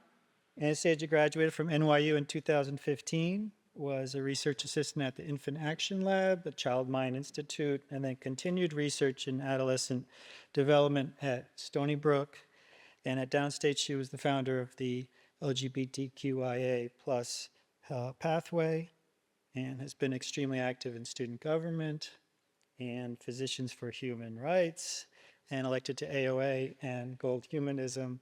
She was a favorite among our committee, and she will be continuing her psychiatry training at Brigham and Williams, Harvard, next year. Congratulations.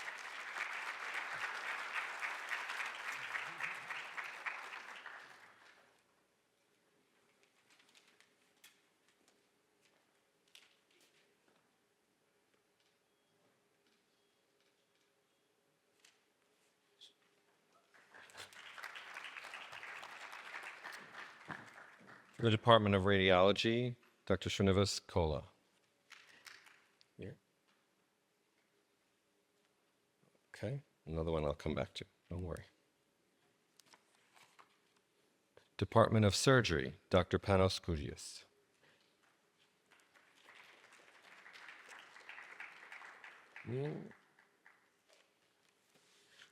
Hi, everyone. I'm Dr. Yang. I'm the site director for the third year medical student clerkship. I'm also the associate program director for the general surgery residency here. And I'll be presenting a couple of awards on behalf of Dr. Kougias and the entire surgery department. So for the first one, we'll be awarding 2 students. This is the Clarence Dennis Award for a Surgical Scholarship. Dr. Dennis was the chairman of the Department of Surgery from 1951 to 1972. He established himself as a leader in cardiopulmonary bypass physiology and was instrumental in the invention of the heart-lung machine. He performed the first successful open heart surgery in New York State using a bypass machine he built, and used the machines as the first assist device in cardiac surgery of the failing left ventricle. A gifted educator, he trained scores of surgeons in New York, affecting the lives of countless people around the world. His residence established the Clarence Dennis Society in his honor. Today, we'll be presenting this award to Jessica Yavner and Toby Somerin.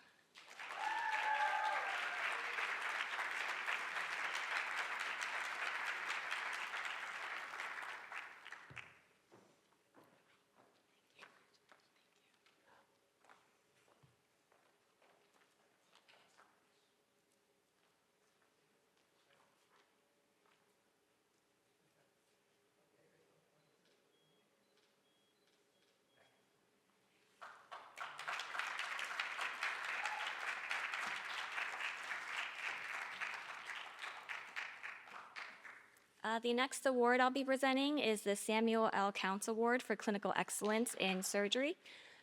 Dr. Counts was chairman of the Department of Surgery from 1972 to 1977. He was the ultimate academic surgeon, a Fulbright scholar, and innovator in organ transplantation. He developed the kidney perfusion machine used for organ preservation, performed the first kidney transplant between non-identical twins, and established the role of methylprednisolone in combating acute rejection. One of the first African-American department chairs in surgery, Dr. Counts created the transplantation division here at Downstate. This award today is being presented to Lucy Way.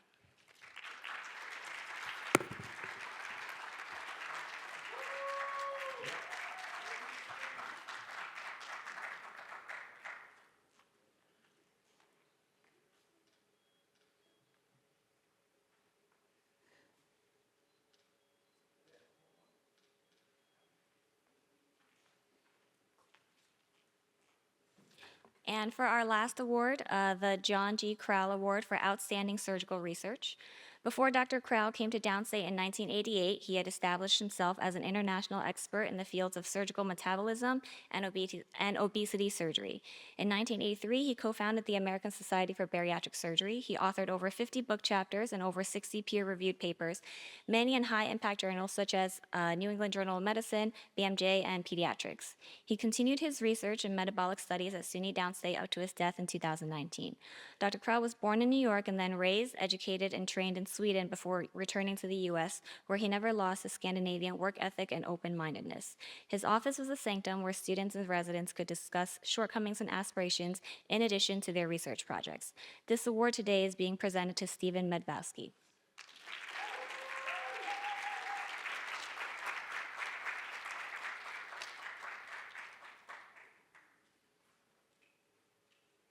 Sorry.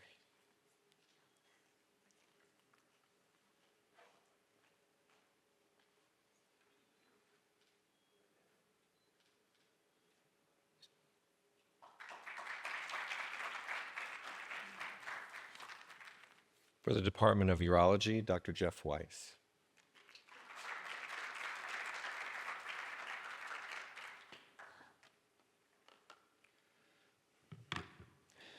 Good afternoon, everybody. I'm not a big fan of committees, but one committee I really appreciate here at Downstate is the Committee on Admissions. Because every year we just manage to get the best students in New York City. They're really incredible.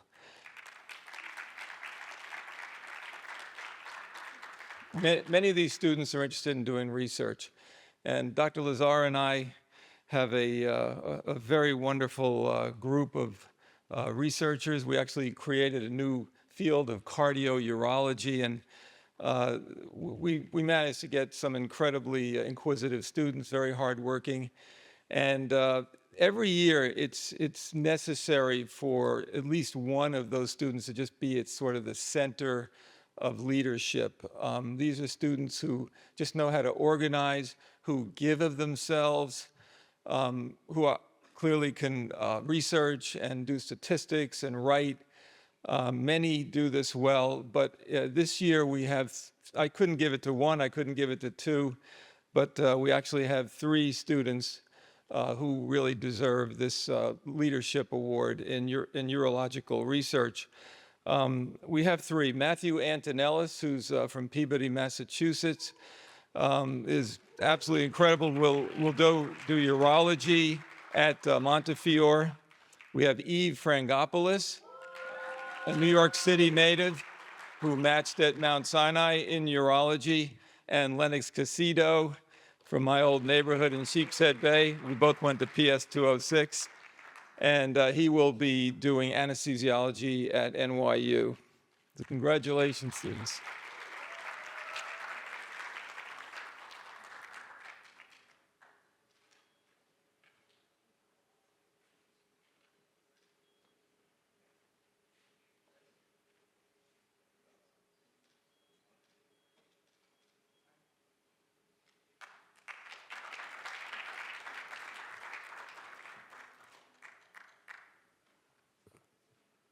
Before we move to the next section, is Ivana Balti here? You are? Okay. Come on up here, because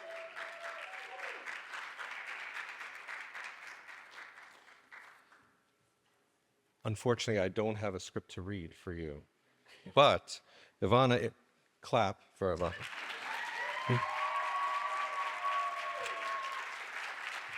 Ivana is the winner of the Emergency Medicine Award for Academic Excellence from the Society for Academic Emergency Medicine. This award recognizes a senior medical student who has demonstrated excellence in the specialty of emergency medicine. I'll get you your plaque, don't worry.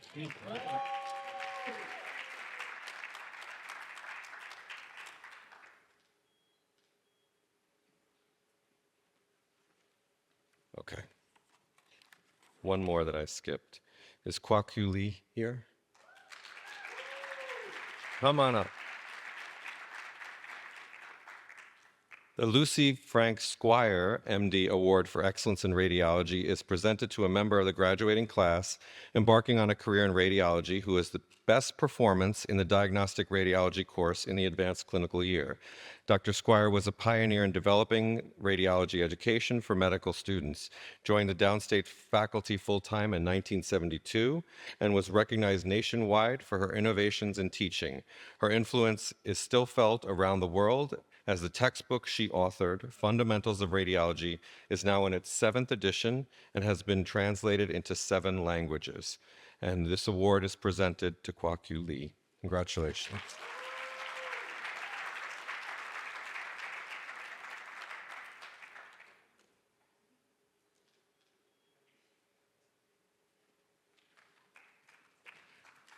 Yes, applause. Thank you. Okay, we'll now proceed to the section of the ceremony where we award participation and recognition in our pathway programs. And first, for the Health Equity Advocacy Leadership Pathway, this is not Dr. Christopher Roman, but Dr. Carla Booten Foster. Hi, good afternoon. I'm truly honored to present this award with my colleague and partner, Dr. Christopher Roman. So the Health Equity Advocacy Leadership Pathway was established, I believe, probably 2018. And it was actually established by 2 medical students who felt that there was a need for SUNY Downstate students to graduate with a greater understanding of the social drivers that impact health and health outcomes. Hence, they developed the Health Equity Advocacy and Leadership Pathway. And this is a student-run pathway where students really elevate excellence by promoting equity by promoting excellence in scholarly work, community engagement, research, and participating as mentors as well. So we have 2 award categories, and all of our students in the pathway programs are very deserving of recognition. So the first award is the Health Equity Advocacy Leadership Pathway Certificate of Merit, and this award recognizes students who've helped create a dynamic, really respectful learning environment and safe environment where we can elevate discussions that promote health equity. And the students are really champions for promoting health equity in the curriculum and in the downstate community as well. So the recipients are, may I say doctor, is that okay? Soon to be doctors. Okay, no, not yet, okay. Emily Aker, Amy Arias, Ivana Baldi, Emma Bowden, Justin Kong, Adam Navke, Susan Paraga, Rachel Phillip, Cassandra Sailee, Michelle Salsov, Leah Strauss, and Elsie Zwickelby.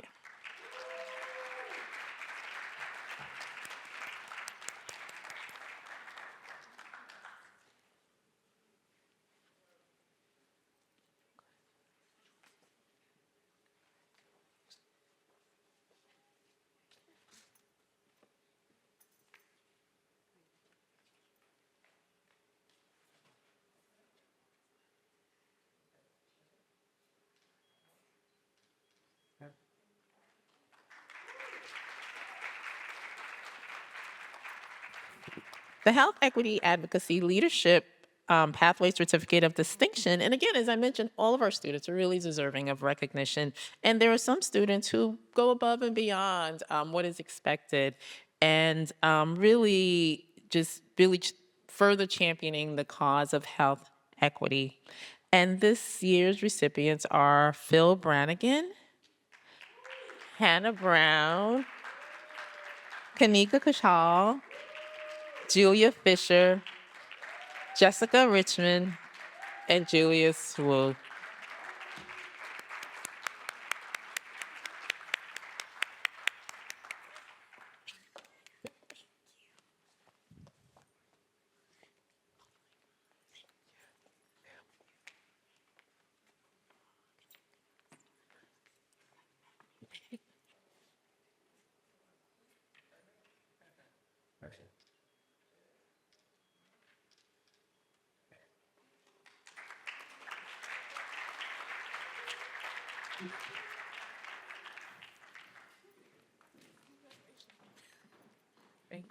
For the Global Health Pathway, Dr. Jack Dehovitz.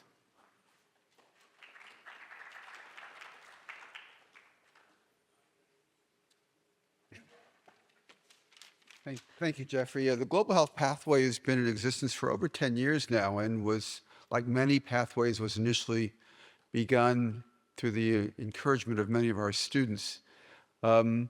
We're quite impressed by the engagement and the various activities. It's a full 4-year curriculum with an introduction in the first year, focus on global health policy in the second year with a lot of help from the Department of Emergency Medicine, clinical settings, clinical vignettes in lower middle income countries in the third year, and then a special project in the fourth year. So we keep them very busy, and we are thrilled to provide certificates of merit and distinction to those who have completed that.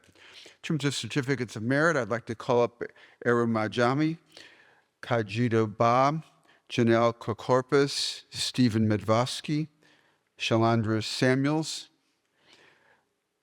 Joshua Singvaparu, Kiara Stanford, Kunika Jahal, Ingrid Gandre, Amar Hamid, and Daniel Rosenthal. Anybody here from that crowd?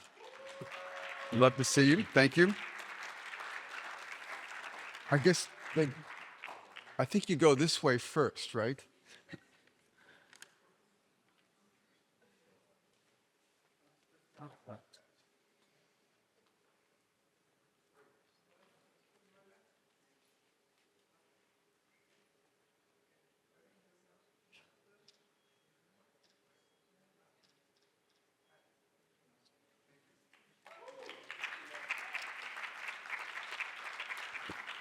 There are a few students who went above and beyond, and for them, they get a certificate of distinction. This is particularly highlights those individuals who played a key role in the Global Health Club, which worked very closely with me to organize the pathway. And I'd like to highlight Cyrus Bezadi, Divya Dayal, Amber Kilmayani, Vani Kumar, our elected chair, who was very valuable, Roy Lee, and Maisa Trebilse. If you could come up, please. Thank you.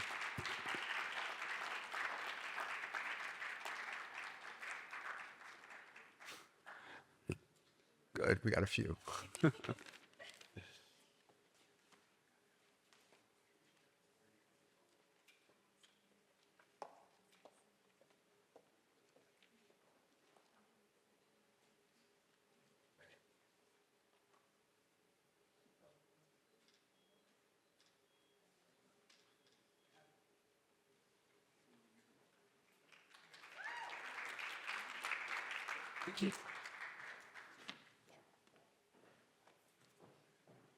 Our next pathway is the medical educator pathway, and Dr. Antonia Quinn will be presenting.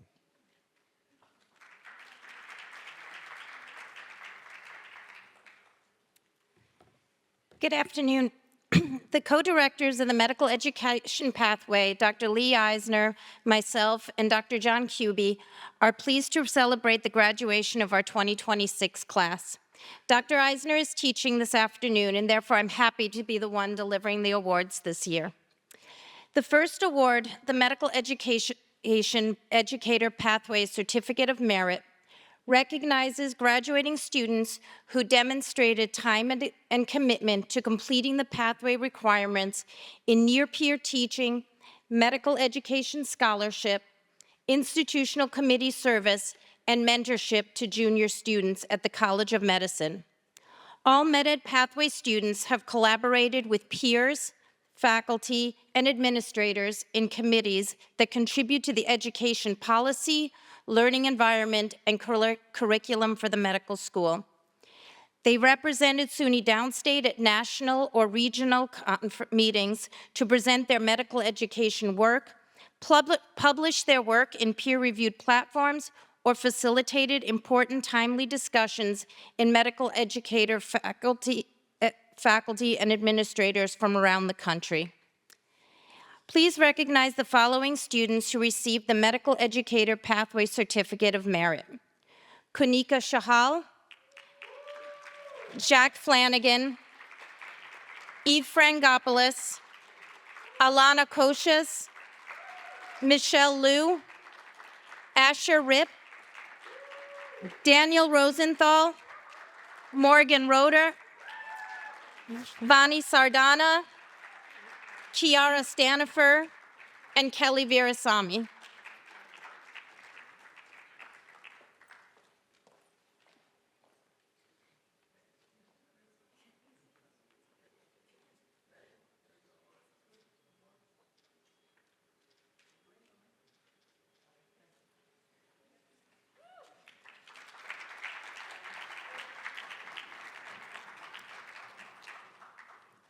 Three students who participated in many of the activities already mentioned are due special distinction. This award recognizes graduating students who made outstanding leadership contributions to promoting the goals of the medical educator pathway. We are proud to have awardees this year whose specific contributions have added value to the impact that the medical educator pathway has made to our College of Medicine curriculum. From early in his downstate path, Justin Choi has played a major leadership role as a longitudinal member of our steering committee to guide the direction that the pathway has taken. As the near-peer educator program coordinator for his class, he has coordinated our recruitment from the entire student body of the College of Medicine and their educator development for the near-peer educator program in the past 3 years, training peers for teaching physical exam and clinical skills to their junior peers in the Foundation's curriculum. Clara Laughlin took initiative to pursue her interest to teach medical education and family medicine classes through most of her years at Downstate. She developed and taught the medical education onboarding class for all new MEdEd pathway students for 3 years, but her passion was teaching to improving the cultural competency skills of our clerkship students in primary care and neurology at Maimonides. And finally, as an end of the first year student, Jessica Yavner already took initiative to think of ways to improve downstate surgery students' preparation for the OR. She collaborated with surgery and gross anatomy faculty and residents to develop a student-facilitated OR skills orientation session for all downstate students. It's in its third year, 2 of which were led by Jessie.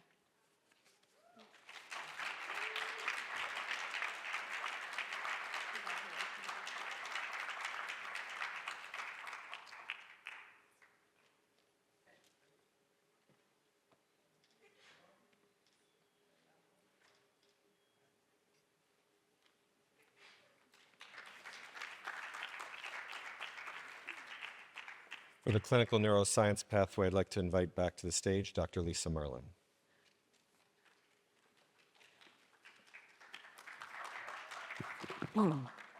The clinical neurosciences pathway is Downstate's first pathway. It was established in 2004 and graduated its first class in 2007. It is a program of advanced studies in the neurosciences that provides opportunities for students to indulge in a variety of neuroscience-relevant activities beyond their required coursework. Mandatory activities include a seminar series in the second year of the Foundations curriculum, as well as the ever-popular Mystery Case of the Month competition required of our third and fourth year members. While every Downstate student is welcome to participate in any of the CNS pathway activities, regardless of pathway membership status, only those students who pass all mandatory neuroscience and neurology coursework in our College of Medicine curriculum and participate consistently in all required academic components of the CNS pathway throughout their time at Downstate are recognized today formally by the school as graduates of the clinical neurosciences pathway. I am pleased to announce that there are 22 students in this year's graduating class who met all our requirements for graduation. Of these 22, only 4 are pursuing a career in neurology, 2 in neurosurgery, 1 in psychiatry, and 1 in diagnostic radiology with plans to specialize in neuroradiology. The remaining 14 students have chosen careers in a diversity of fields, including internal medicine, family medicine, emergency medicine, anesthesiology, diagnostic radiology, orthopedic surgery, and plastic surgery. Our students clearly recognize that a solid education in the neurosciences is valuable no matter what field you pursue. So without further ado, this year's graduates of the clinical neurosciences pathway are Noreen Ahmed, Dhruva Chabra, Jonathan Colarusso, Peace The, Rachel Gerber, Joseph Goldblatt, Pamela Jagtiani, Alana Cautious, Sandra Leskinen, Christopher Maglore, Jake McDermott, Sophie Queller, Katerina Rivera, Asma Sadia, Yusuf Saleh, Nitesh Sinarain, Michelle Soltsov, Karina Surya, Leah Strauss, Storia Thomas, Isaac Vingen, and Izoza Yunusfa. My hearty congratulations to all of you and to the entire class.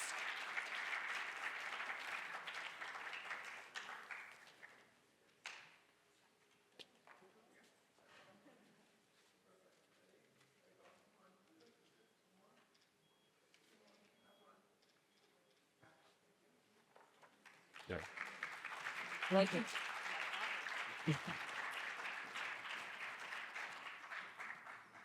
We'll now move to the Faculty and Staff Awards section of the program. I'd like to invite to present our next awards Dr. Elka Jacobson-Dickman and Dr. Jason Lazar.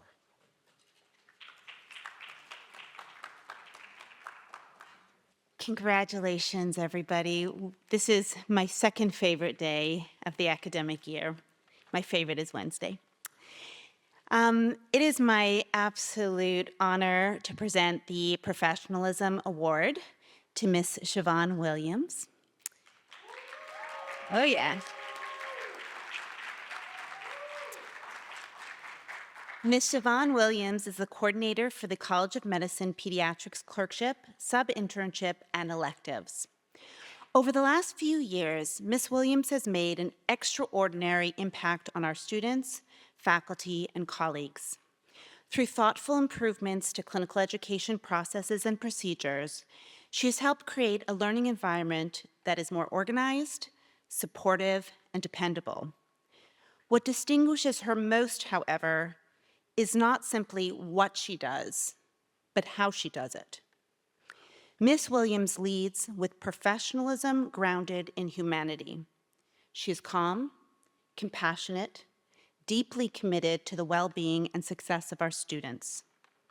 Students know they can turn to her not only for guidance and problem solving, but for reassurance during difficult moments. She creates an environment where students feel respected and empowered. And the many student comments and messages of gratitude consistently reflect the profound impact she has had on their experience.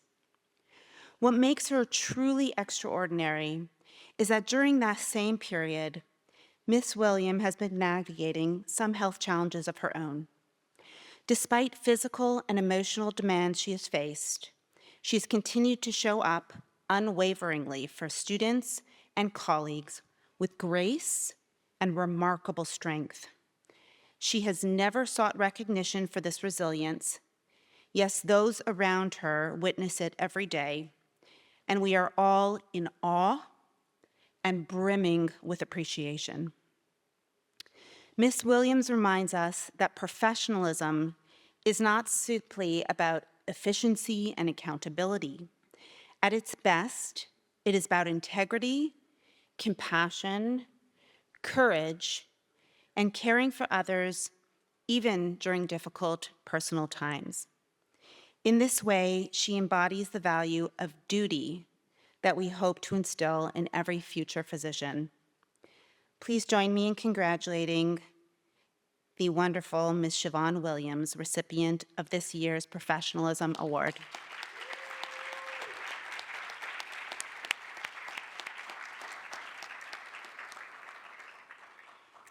And I have the pleasure of presenting one more. This is for Clinical Teacher of the Year, to whom we shocked Dr. Temitope Jose.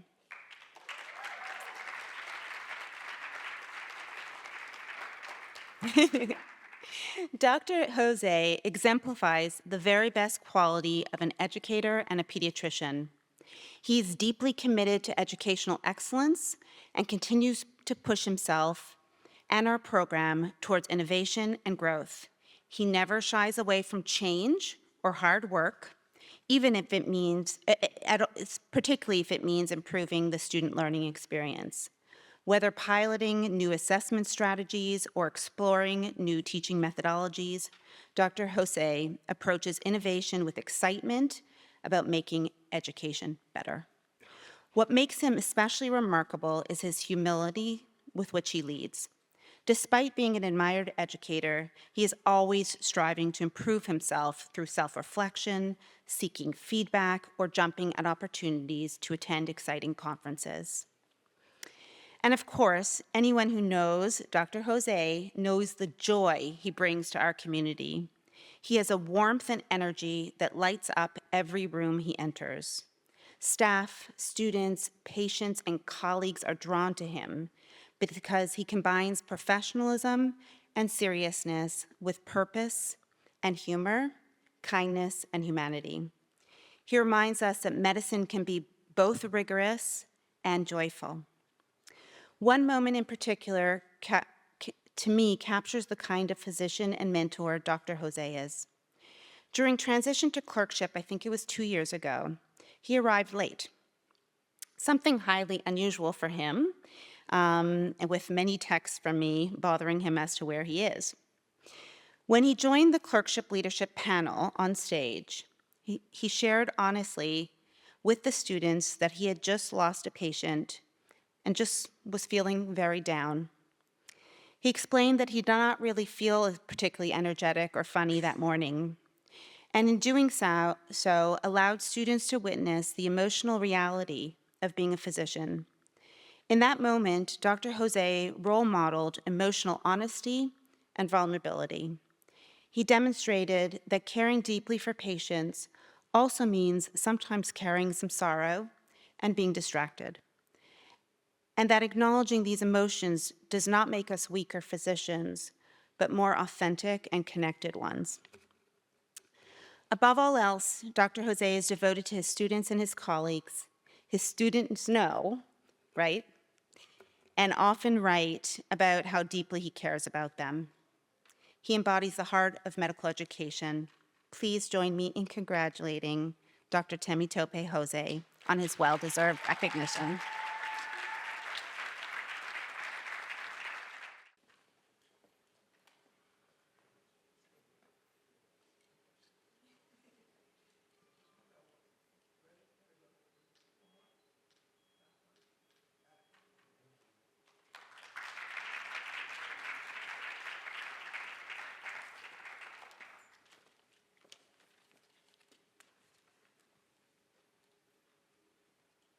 Congratulations, awardees, and all of our graduates. There are two major attributes a skilled clinical educator has: the science of medicine and the art of medicine. The U.J. Carroll Award for Clinical Excellence honors a physician who embodies both the science and the art of medicine. It honors a skilled clinical leader who conveys exemplary medical knowledge for diagnosing and treating diseases, hence the science of medicine, and demonstrates deep compassion, fosters humanistic attitudes, and treats patients with empathy, the art of medicine, and conveys both of these sides in outstanding teaching, mentorship, and patient care during the clinical years. The award is named after Dr. U.J. Carroll, a distinguished teaching professor emeritus of medicine at SUNY Downstate, one of the longest serving and most prolific faculty members in the institution's history. He was a leading researcher, a beloved mentor with hundreds of students and physicians, known for his intellectual clarity, his compassion, and dedication to patient care. Accordingly, over the past several years or so, this award has become synonymous with the Lifetime Achievement Award. And tonight's honoree has had several lifetimes of achievements. I'd like to call upon Dr. Alex Schwartzman.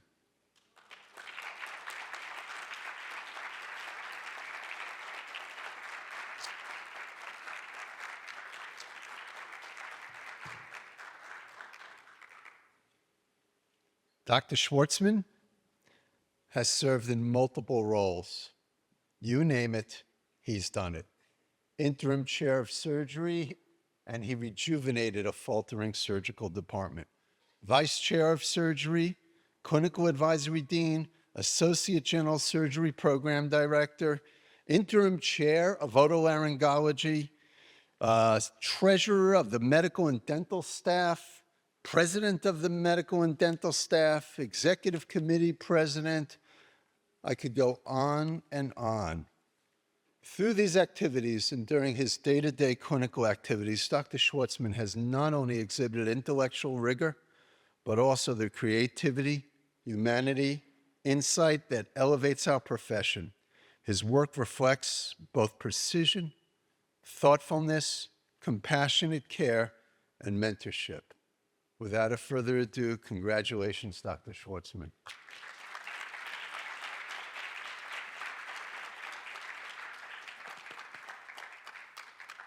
This is yours.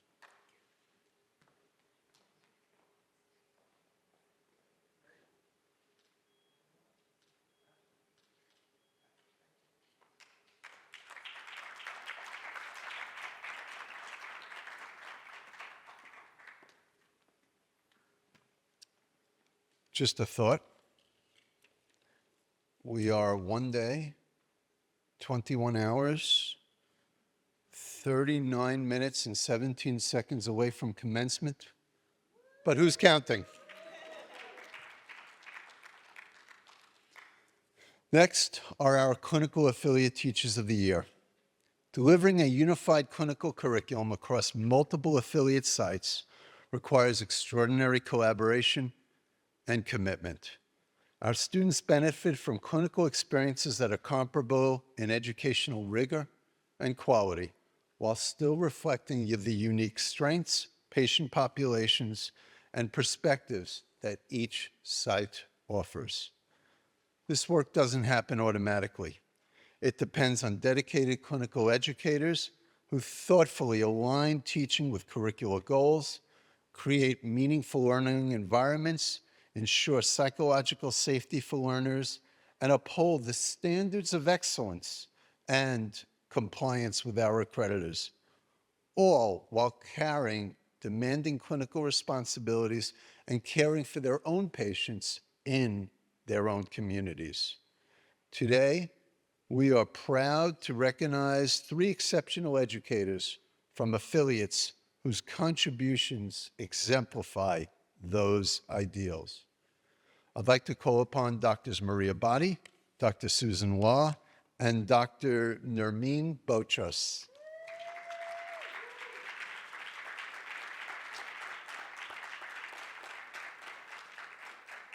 If I may say a few words about each of them. Dr. Mejia-Bautista, Pediatric Site Director at Maimonides Medical Center, is recognized for her unwavering dedication to medical student education and her commitment to creating a supportive and engaging clinical learning environment. Students consistently describe Dr. Bautista as approachable, thoughtful, and deeply invested in their growth as future physicians.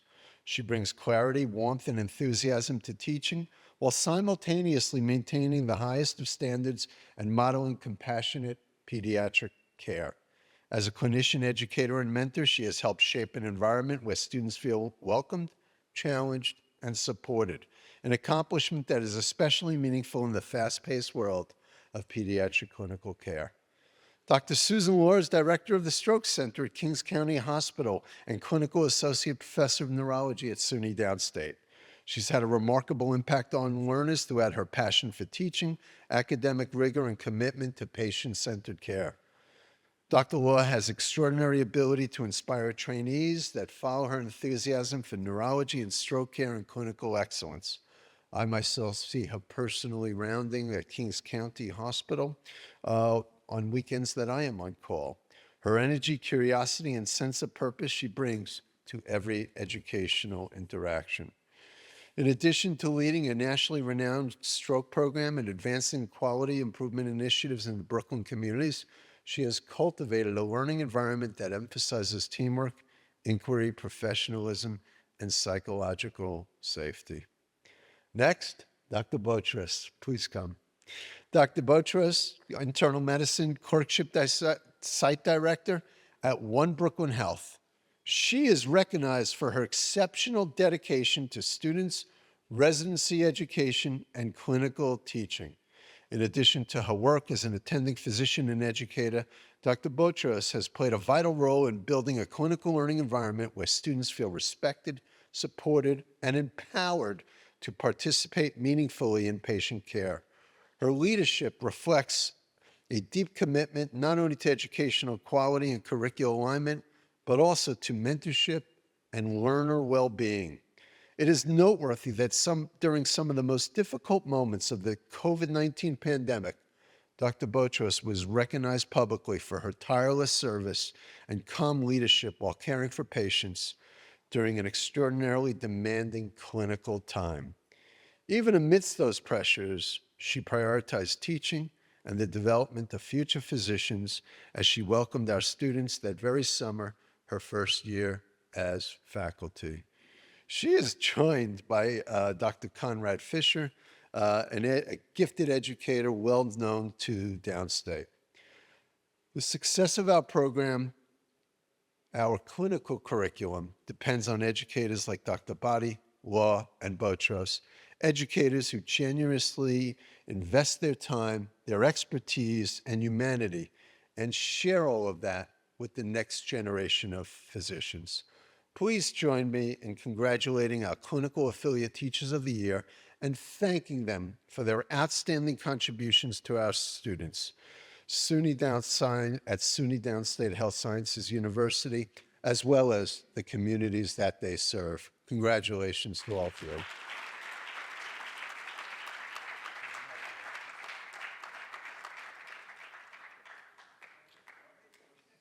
All I can say is since I'll be the master of ceremonies on Wednesday, I am counting the minutes. And we do look forward to seeing you all at Coney Island on Wednesday. But we have one more set of awards left, and these are special recognitions from your class, and to present them, your class medical counsel. Okay. Hannah and Kanika, thank you. Hi, everyone. So I'm going to present the first award, and Hannah's going to present the second. This is a very special award to someone who has been in the background of quite literally everything we do. He has been exceptional, especially in this past year. He had a beautiful baby boy. And even with that, he was constantly on his phone, constantly emailing us, making sure every single school event happened, making sure he was planning new events, new tours and travel.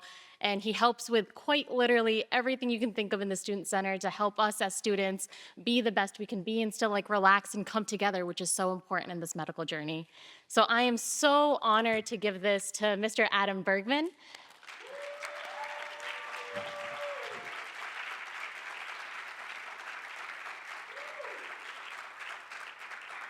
Thank you so much for everything that you do for us.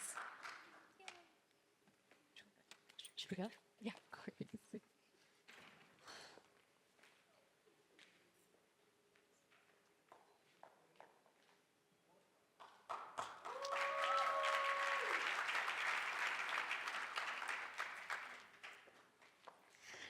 And our second award is to a physician in the Department of Internal Medicine who's stood out as an educator on the floors and a really great attending, but specifically this award is targeted towards his service to the Brooklyn Free Clinic, which is the student-run free clinic here, and each week it can only run if an attending comes to precept all of the student doctors.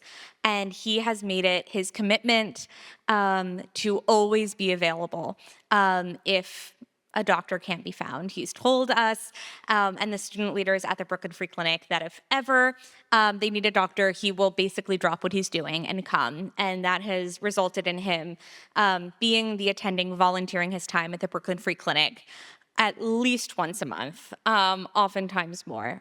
He's always there for us. So this is for Dr. Otis Jones. I don't think he's here today, but we'll accept it on his behalf. So thank you.